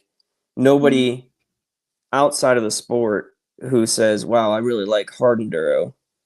Not too many people are gonna know Matt Musgrove, but they'll know Cody Mhm. Webb or Tristan Hart. Mhm. So I guess what are those guys just continue doing what they're doing, and promoting and showing face and being good people. And like, we're fortunate to have some of the best guys that are just, personable and approachable. Mhm. And if they keep doing that, it should just follow in pursuit. Mhm. So I would Interesting. assume the easy answer would say it's on the riders. How do they get, a brand or their name out there more? I mean, Mhm. I feel like I'm new to like the racing side of it and the sport side of things. I've always liked dirt biking, but like what Billy Bolt's doing for like super enduro, like a Mm-hmm. lot of people who aren't super enduro riders probably know who Billy Bolt is in the sport, you know? And then they're like, oh, they watch his YouTube channel or whatever, and they see, oh, that's super enduro. That'd be cool to get into. Um, but yeah, they just got to keep putting eyes on themselves. They just keep getting better and doing crazy stuff on those bikes. And guys like me will just be like, wow, I want to be like them when I grow up, even though I'm older than them already. But, you know, just keep pushing the limits and pushing the boundary and just growing themselves will grow the sport. Interesting. I like that. Because I feel like I don't like freestyle, but when I see a guy take a bike and do a double backflip or do like a gnarly whip, I'm just like, wow, that's cool. And I'll start following him, you know? And then I'm like, oh, what's he doing? You know? Yeah. So what I'm not really familiar with him, but Blake, the hard enduro burrow stuff, like that's gonna be a game Mm-hmm. changer for sure. Like if you can get it, Yeah. that's the hard part, I guess. Like to go back is how do you actually promote the sport, because it's hard to get like you just did it. Like how hard was it for you to get your camera stuff up on King of the Motos on some cool feature and actually capture people coming down a hill? And Yeah. now like to the level of what they're doing with the hard enduro burrows, it's like Mm-hmm. now you have amazing media that's portraying the sport and these characters that are doing it. And I think that'll really bring eyes to the general public. Somebody could just be on YouTube, never ridden a dirt bike in their life, and be like, "Whoa, that was cool! Like, I Yeah. want to go. I want to go buy a dirt bike now." Yeah, I definitely think that that has been huge since they started releasing those episodes. I mean, even just me sharing them like on my Facebook or whatever. Like I have family and friends who are exactly what you just said. They don't ride. They look at my videos and think that the stuff that I'm doing is really crazy. And then I share those videos and they're like, "Oh my God, I didn't even know that was possible." It's like I didn't even know some of that stuff was possible. So like it's crazy, but yeah, I think it's like you said, getting it out there, just putting it out there and into the world and letting people know that this is possible. Like that's a huge, huge thing. Getting people interested, like you said. It might be somebody who's never heard about it before, but that's I think that's how you grow it. Just keep talking about it and share passion. That's kind of like how all of this started, this whole podcast. Like it's just sharing passion. That's all it is. That's the way. Then Yeah. Yeah. It seems like it. But I guess you um already have it answered. I guess I'm like um You're at the tip of the well, spear. going back to racing stuff, I always ask this question. So, if you could go anywhere in the world to race or ride in general, where would you go? If it was all expenses paid, don't worry about money in this answer. Um, hmm, probably Romaniacs looks awesome. I think that's Hmm. a big one. But I remember when Jarvis was out here, he said Sea to Sky is really good just Hmm. because you get the most riding in. So at any level, like, cause yeah, it would like Erzberg would be cool, but to Hmm. go out there and be one of the whatever the top 75 guys or whatever they take, I don't know what the number is, but like you'd go out there and you try and you just don't even get to qualify to do the race. So going somewhere Yeah. for sure where you're actually going to get seat time in would be one of the ones. So if Sea to Sky is that race, if I was good enough, I mean, yeah, Erzberg, just because that one, it's just such a big name. But Romaniac seems awesome too, with in the woods and the features and yeah. Yeah, Romaniacs is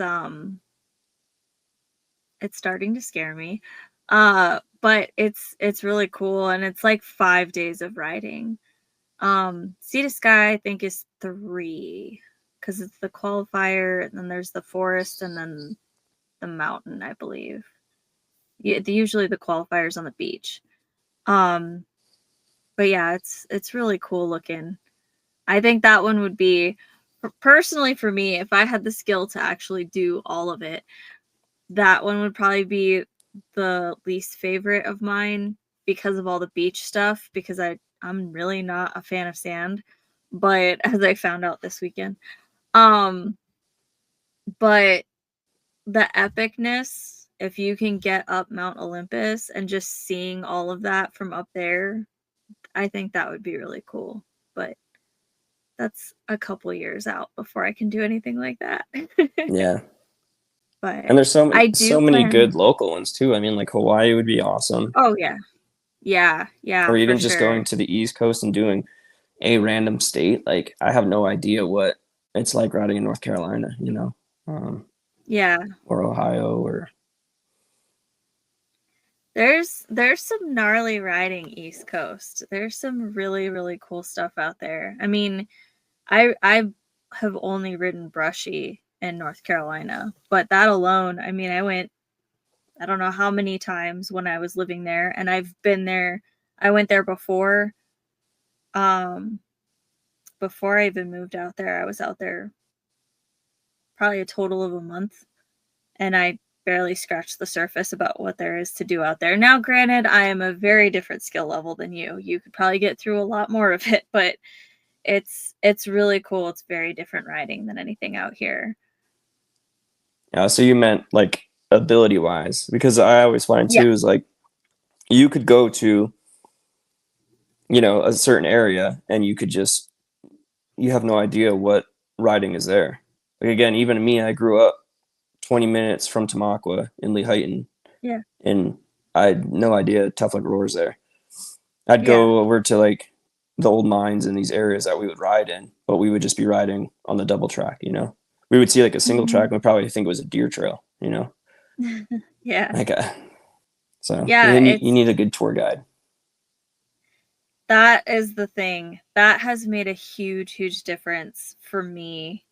Um, is being able to find people to ride with. Because when I moved to Maine, I didn't have anybody. And the whole time I lived there, I met two people who rode dirt bikes, and that was it. That's because there's probably only And like 20 total. yeah, there's not very many people that ride. And I was like, this is kind of crazy. Everything is side by sides up there. Um, and then in my last week that I was there, I met a bunch of people. And I was like, oh, this freaking sucks because now I'm Yeah, leaving. timing. But yeah, but when I go back, I have plenty of people who can show me. I really, really want to go back to this one area in Maine, actually. Uh, and it was a really cool like slab rock, and it was just like up up up on the slab rock, and I did almost all of it, and I was so proud of myself. And then somebody was coming down the slab rock and it scared me, and so like I dumped the bike, and so I was super mad at him, but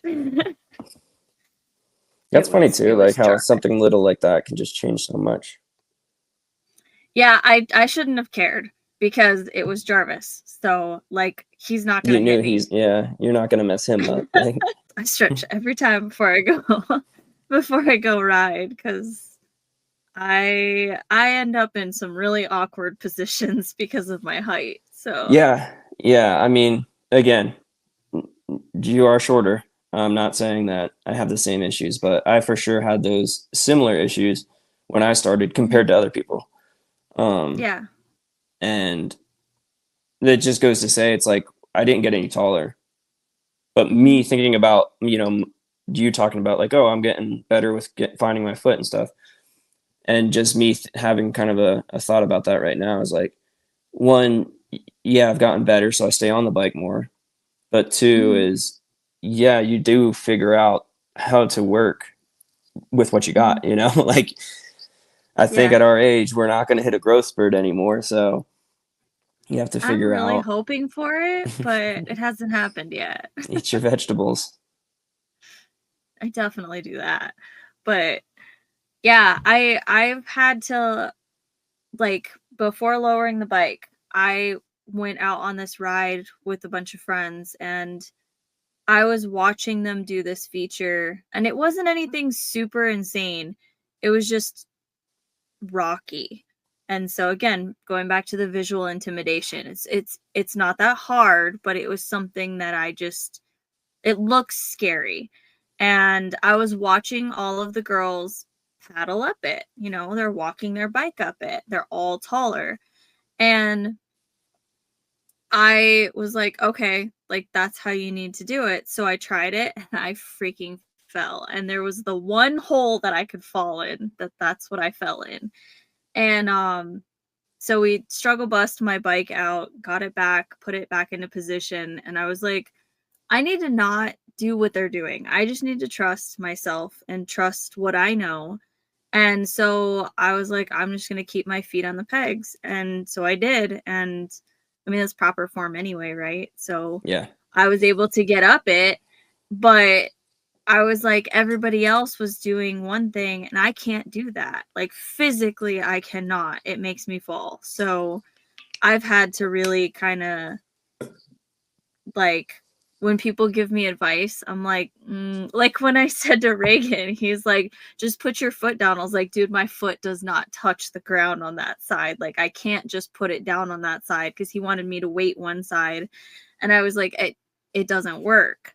So I have to try and figure out different ways. And maybe that slowed me down and like how quickly I could be progressing, but I'd rather be able to do it safely. So I try. I try and really think about those things, like even when I'm practicing like on flat ground, like I try and make myself like stop my bike on a weird spot, so I have to like really reach to put my foot down and stuff like that, because at least then I know, I'm pushing myself to be in those awkward body positions a little bit more. And it's not awkward to the point where like I'm getting hurt, but it still feels weird. It's not natural at all. So Yeah, in a perfect world, your feet would be on the pegs and you'd be through the spot that's in question. But reality is a different thing. So yeah. mm. Yeah, unfortunately, as I found out the other day. So But yeah, it does go uh to like, I remember specifically like as I was progressing, you'd have those moments where you're looking at a feature and you're like, okay, that's the line I want. That's probably the line that I'm going to end up hitting. And if I mhm, hit that line, I don't want to do this, whether it's stop in the middle and put my foot down in that hole, or, shift to the right where there's a drop off. But once you start thinking those things before you do it, you're already telling yourself that's probably what you're going to do. Like, mhm, but that's all just the repetitions of doing those stuff. And I realized like trail riding is one thing, but you might hit one waterfall in like the trail riding I used to do. We maybe would yeah, have 1 to 3 waterfalls in the whole day. But mhm, now we'll hit a feature and there'll be maybe just one waterfall. It might be a double waterfall or whatever. But if it's just one waterfall, we'll try and hit it 5 times. And then mhm, hit the next waterfall we see or the next ledge a couple more times. But just like running motos or hitting features multiple times, because then you're progressing 3 times as fast. Or like if you're hitting a waterfall 15 times in a ride versus just one trail mhm, ride doing 30 miles and hitting 3 waterfalls total. mhm. Like then when you are faced with a waterfall, like again, you have all that experience. You got all those reps in. Yeah. Yeah, and that's something that I've heard a lot, is that it's sessioning things. Mm-hmm. And it's just sessioning. You guys session at a very different level than me. Mm-hmm. I'm at the baby stuff, but I mean, I'm trying to put it all together, and I'm doing it at a really quick pace, because I've really only been training like this. What, my bike has 88 hours on it now. So that's about how long that I've been like seriously riding. Yeah, that's And crazy to think. Yeah. Like yeah. that's not a lot of time. And yeah, no, you're doing great. And it's who you're riding with too. Like, you're going to get pushed. And what Hmm. you're doing with this, the podcast, you're meeting these people and you're going to get exposed to different things. And Yeah. yeah, Yeah, I've been really lucky I don't get to ride with people a whole lot, but when I do, they tend to be really good riders. And I learn so much every time. Even just watching you guys, like the lines that you guys take, I have this thing because I've ridden with so many pro riders so early. I can usually see lines that other people can't. But some of the lines that you guys were taking, I was like, I didn't see that. No. I was like, what are you doing right now? yeah, there's levels to the game for sure. Like, Yeah. I'm always in that same mode where I'm just like, what are they doing? Yeah. And Reagan said something to me, not yesterday, but the day before. He's like, something about picking my line. Cause I tried to go what to me it looked like the easier way to get to the single track section that he was trying to tell me to go on. And it just like instead of going to the left and making a really sharp right, why can't I just go straight over these two rocks? Like Yeah, it didn't sure. seem like a big deal. And then the rock moved and I ended up in a hole. So I was like, he's like, you don't have to make everything that hard. And I was like, it looked easier to me. Usually rocks aren't that big of a deal, but they also usually don't move that much. So whatever. It happened. I'm over it. Yeah, and that's the different aspect of it being Mother Nature. Like you Mm-hmm. might, well, a line might look some way, but if that rock's not fixed into the ground, well, now it just Mm-hmm. made your easier line harder. But Yeah. it's a gamble And at that that's point. something that I'm really working on out here because there's that whole section. I think you saw the video. This whole like rock pile that I found out here. And it's all this like decomposing rock. So as soon as you touch it, it starts to fall apart. And that's just with your hand. So you put your Hmm. bike on it and it like explodes under your tire. So it's been very interesting to train on that. But it makes everything hard when it's really not like it's not super steep, it's not super long. It's again visually intimidating because there's a lot of rocks to it and the rocks aren't like planted or embedded or whatever. So it does make it harder, but it's in a safe environment. So I felt okay about it until I realized that the rocks explode. And then I was like, "Oh, okay." But it was really fun, so I kept doing it. So, but I feel like it's helping me kind of with my reactions, which I'm not somebody who was ever really like a natural athlete, like nothing. The only thing I ever did was run. And like I'm not running from anything. I'm not like trying to catch a ball. I'd never had good reflexes. Like I was always the clumsy person and now I'm trying to like train that into myself to have reflexes like that. And so it's not easy, but No, because catching a ball, you can control the speed or like a lot. You can control a lot. With a dirt bike, mm, it's 250 pounds. So it's quite a way to learn coordination is with a dirt bike. yeah, it's been a lot, but I mean, I that's why I keep saying like if I could do what I've done in the last we'll say year and a half, literally anyone can do it because I was like the poster child for like who is not going to be good on a dirt bike in life. Like that would have been me. I would have been voted that person. Like I was told that so many times like I'm not strong enough, I'm too short, I'm this, I'm that, all of these things and people kept telling me, but that's all I wanted to do. And so I've put in the work to try and make it happen. So, What made you want a dirt bike um when so you when say I that's was all you 5, wanted to do? Yeah. yeah, when I was 5, my uncle took me on a ride on his dirt bike just one time, and I always wanted to after that. And it wasn't until I think I was 29, then I got a dirt bike. And then I rode like once a year for like 2 or 3 years. And then I got divorced and I started riding more. And I started traveling. And then last January, I bought the Husky because I was like, I need to do this more. Like, I need to get better at this. Like, for me, I think I got addicted to the confidence that I got on the bike, which I wasn't good, so I don't know where it came from. My first time I looped my bike out into a tree and knocked myself out, gave myself a concussion. Like, it was a pretty crazy experience, but I finished the trail once I woke up, and it's only a couple miles, but Yeah, a little. it was what I wanted to do, and being on that bike, I felt so good, and I could not explain it to anybody because, like I said, I was terrible. Everybody kept telling me I was bad, and I was like, I don't care. Like, this is what I want to do. It's fun.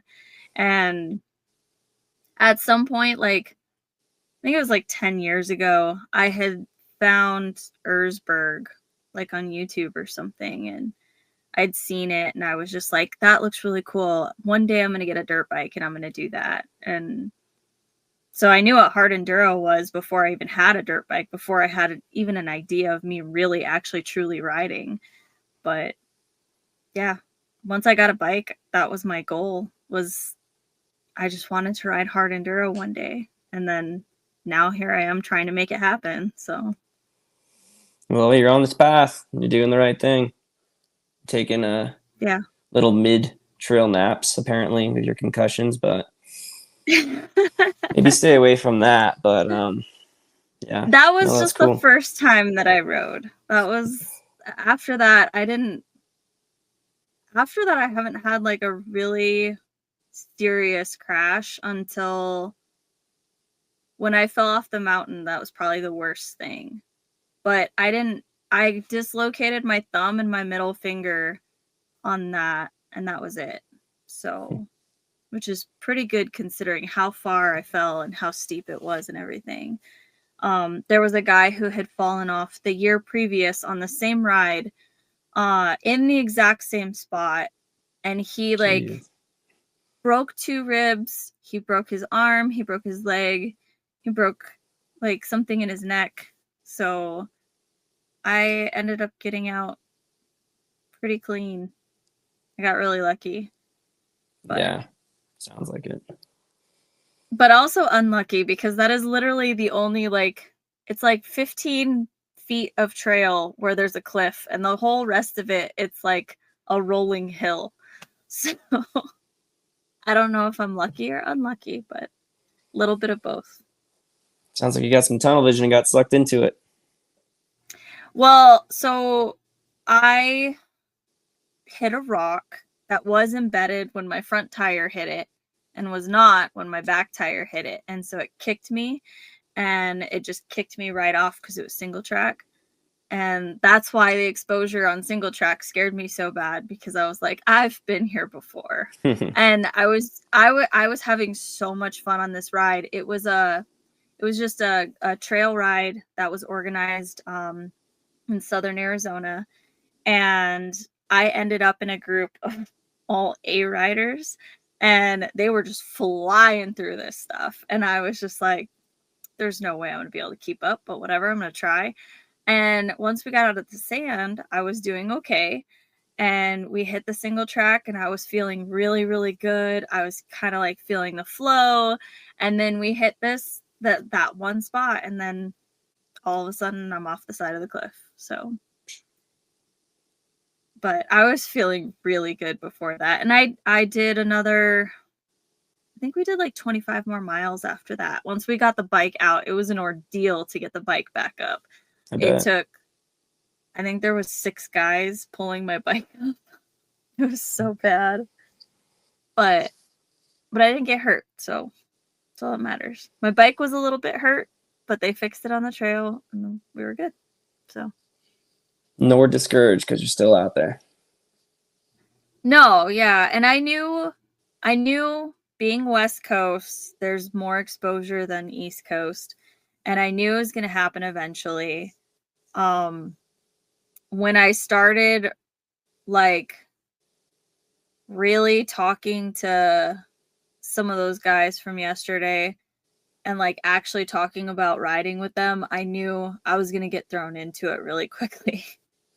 Because like out where Reagan lives, like there's a lot of exposure, I've been told.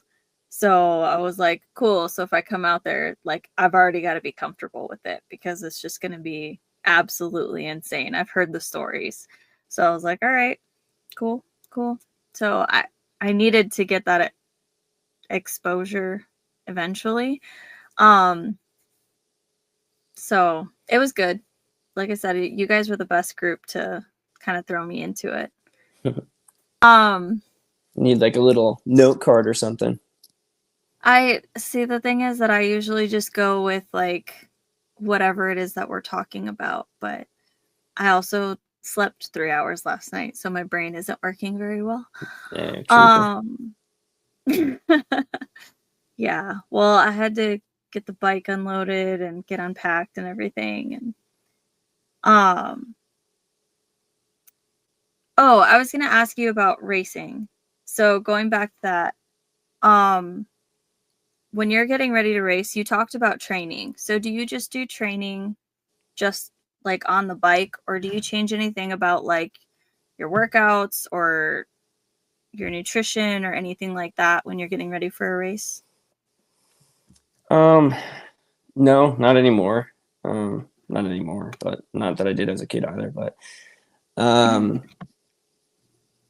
I I do a lot of jujitsu, Mhm. which is like bursts. So a round for 5 minutes where you're just fighting for your life, and then you're chilling for 30 seconds.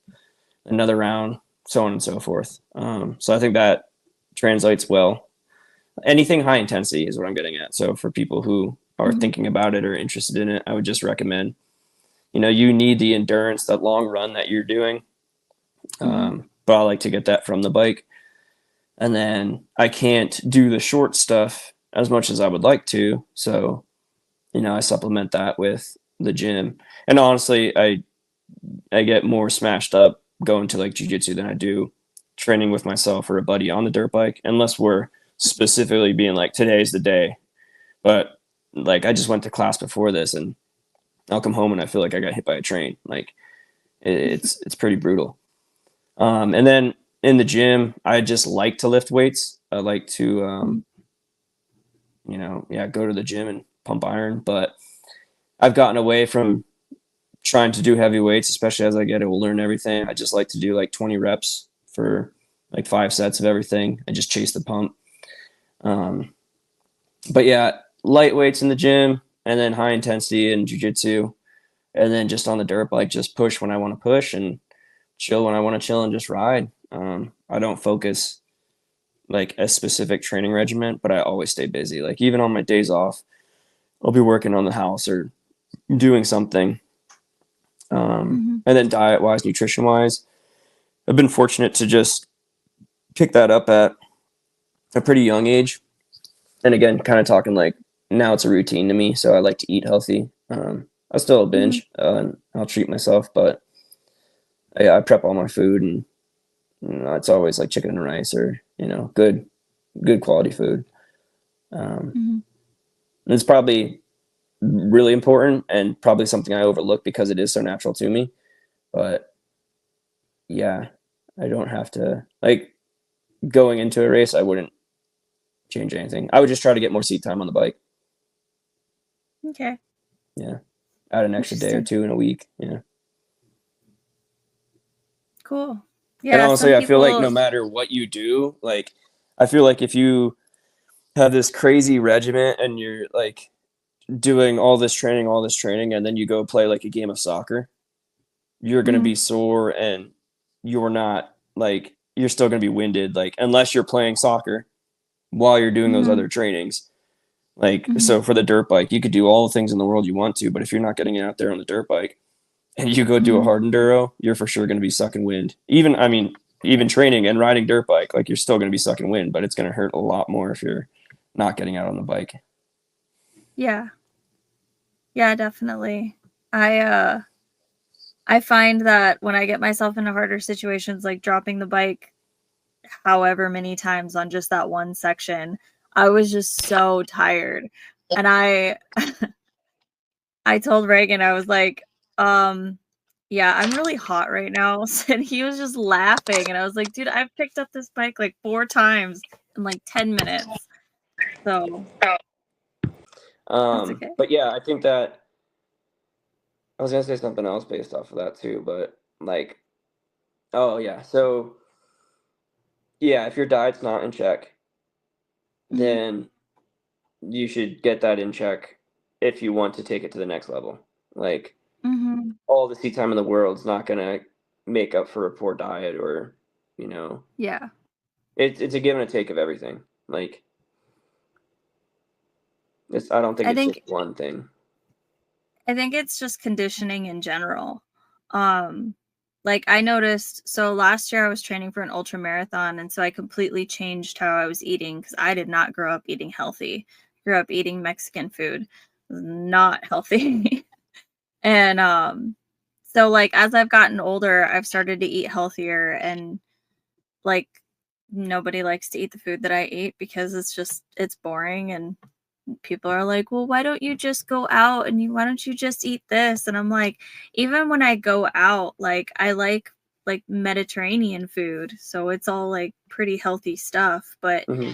I noticed for me personally, I did a lot better when I started adding more protein into my diet. So like I'm really heavy protein right now because that's like I have a trainer and everything that I go through all this with, but that's just like what works for me. And like as I'm ramping up my training because now I'm getting ready for this race, um that's like a huge focus for me, is making sure that my nutrition is really dialed in.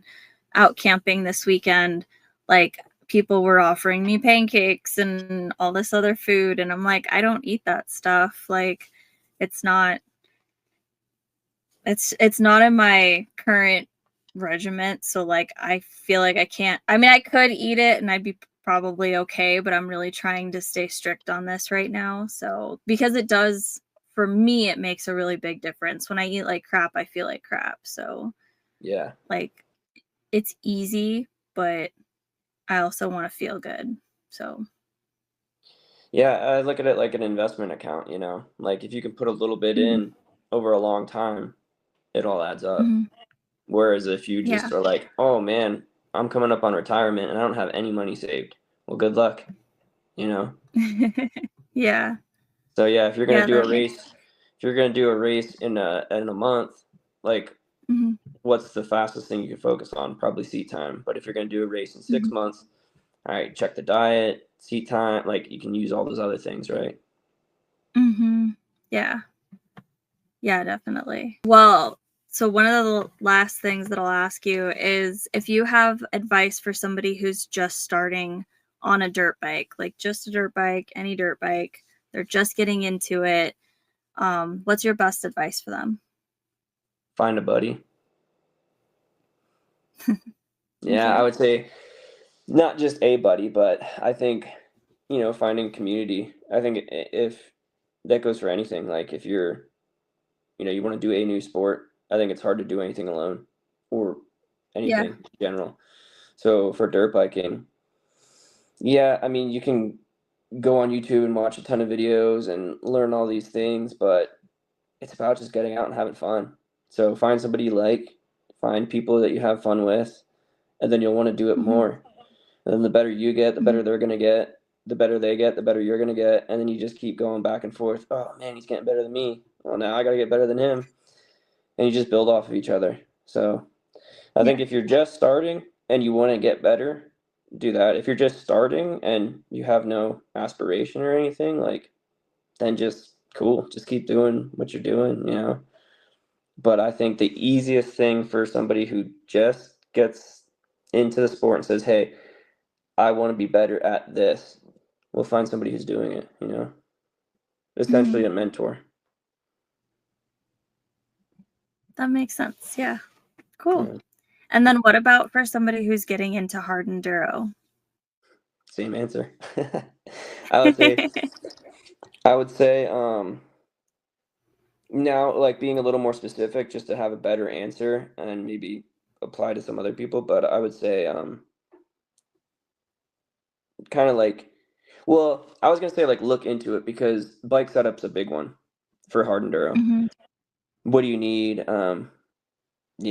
You probably don't know, like, hey, you want to have some water on your back and some snacks and some extra parts, and like all that stuff goes a long way. But I think if you Yeah. already took the time, not took the time, but say if you're out on the trail and you see somebody unloading his bike and you're kind of going the same days as them and you start linking Hmm. up, then that person, again, if you get a good buddy or mentor, whatever you want to call them, can really help you out. Like, oh man, you need some bibs in your bike. You don't want to be out here with tubes. Like every day you're going to come out and pop a tube. So, Yeah. or tire setup or, little stuff. But I think, again, if you want to get into hard enduro and you don't know anything about the sport, you just see Erzberg like you did, and you're like, wow, that looks cool. Yeah. I want to do it sometime. I would say, find the community or find somebody who's doing that thing and Hmm. just try and connect with them. I guess I got lucky because, like I said, my buddy was too timid to go out and ride with these guys. So Yeah. I'm trying to set this up, but anyway, he like kind of forced me to go out. And Uh-huh. the guys I met were just super nice, super welcoming. I think they tried to beat me up a little bit, but that's fine. Um, but as I rode with them more and more, like, now we have a bond that will be there forever. Like, that's what I Yeah. like about this sport, and I like about all the things I do that are really hard. Because if you go through something hard with somebody, it's Hmm. like the bond you create will always be there. Like I could, you know, one, I feel like I know the people on a deeper level because I know what they're going through too. But two, it's like you could see that person for, not see them for 2 years, and it would be like you never missed a beat the next time you saw each other, you know? Yeah. If you're Yeah. doing hard enduro for a couple months or a couple years together, and then say Mhm. you move or whatever, like, those people will always be there. Yeah. Yeah, I think riding really shows you a lot about people and about who they really are based on how they are when they're on their bike. That's what Yeah, I I've think there's noticed. good people and bad people in everything. Mhm. So you got to find the right ones, but Mhm. you know, find the ones that work for you. Some people might relate to the bad people, and what's bad, what's good. I'm not here to say that, but just find somebody who you want to hang out with and is doing the thing you're doing, and then go do it together. Mhm. Yeah, that's awesome. Cool. Well, the last thing I have for you is do you have any shout outs or anyone you want to thank? My dog for not walking around this whole podcast or drinking water and slurping it in the background. No, just I mean, honestly, I would just thank everybody who is in my circle. Like, most of them, and they're all awesome people. Without Yeah. them, you know, we wouldn't have the little community we do, and I don't think any of us would be where we are without each other.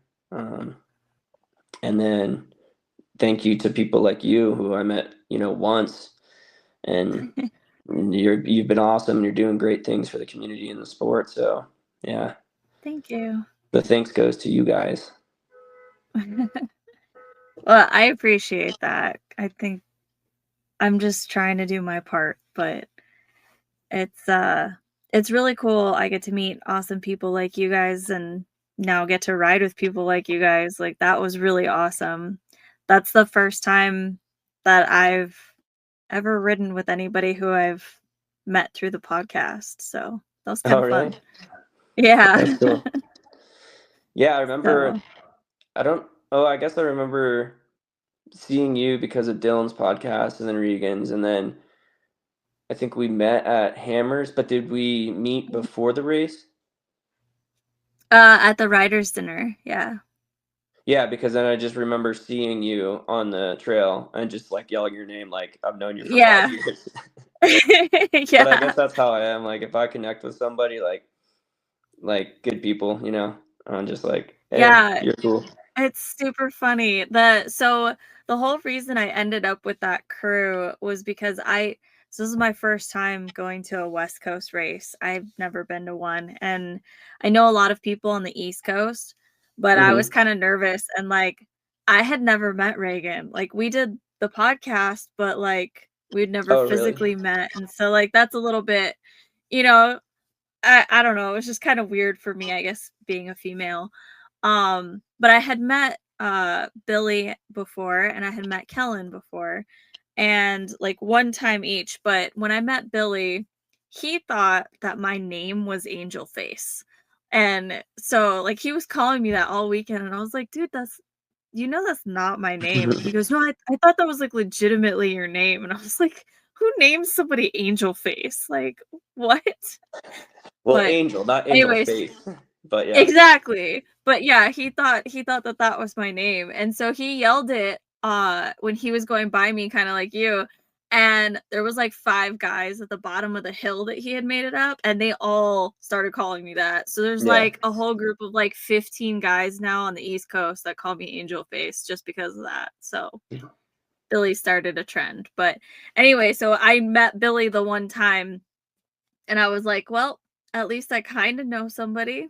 So I ended up in that camp. But I mean, I kind of knew Reagan through the podcast and like we talked on Instagram or whatever. And but then I met everybody else that weekend and that was really cool. Like yeah, it's just fun to get to know people though and sharing these stories is huge. I think that it's huge for the community because it's been inspiring a lot of people, whether it's to get a dirt bike or to push harder, to try hard enduro, to try different disciplines that we talk about. So I think it's really cool. I just like the fact that people are getting inspired to be on a dirt bike. Yeah. Yeah, there's so many modalities and I think they're all important. Like I think it's cool to do everything. Yeah. But we said we were gonna keep this short, and then here we are at 2 hours. So I'm gonna get ready for bed. But thank you for doing this because this was really awesome.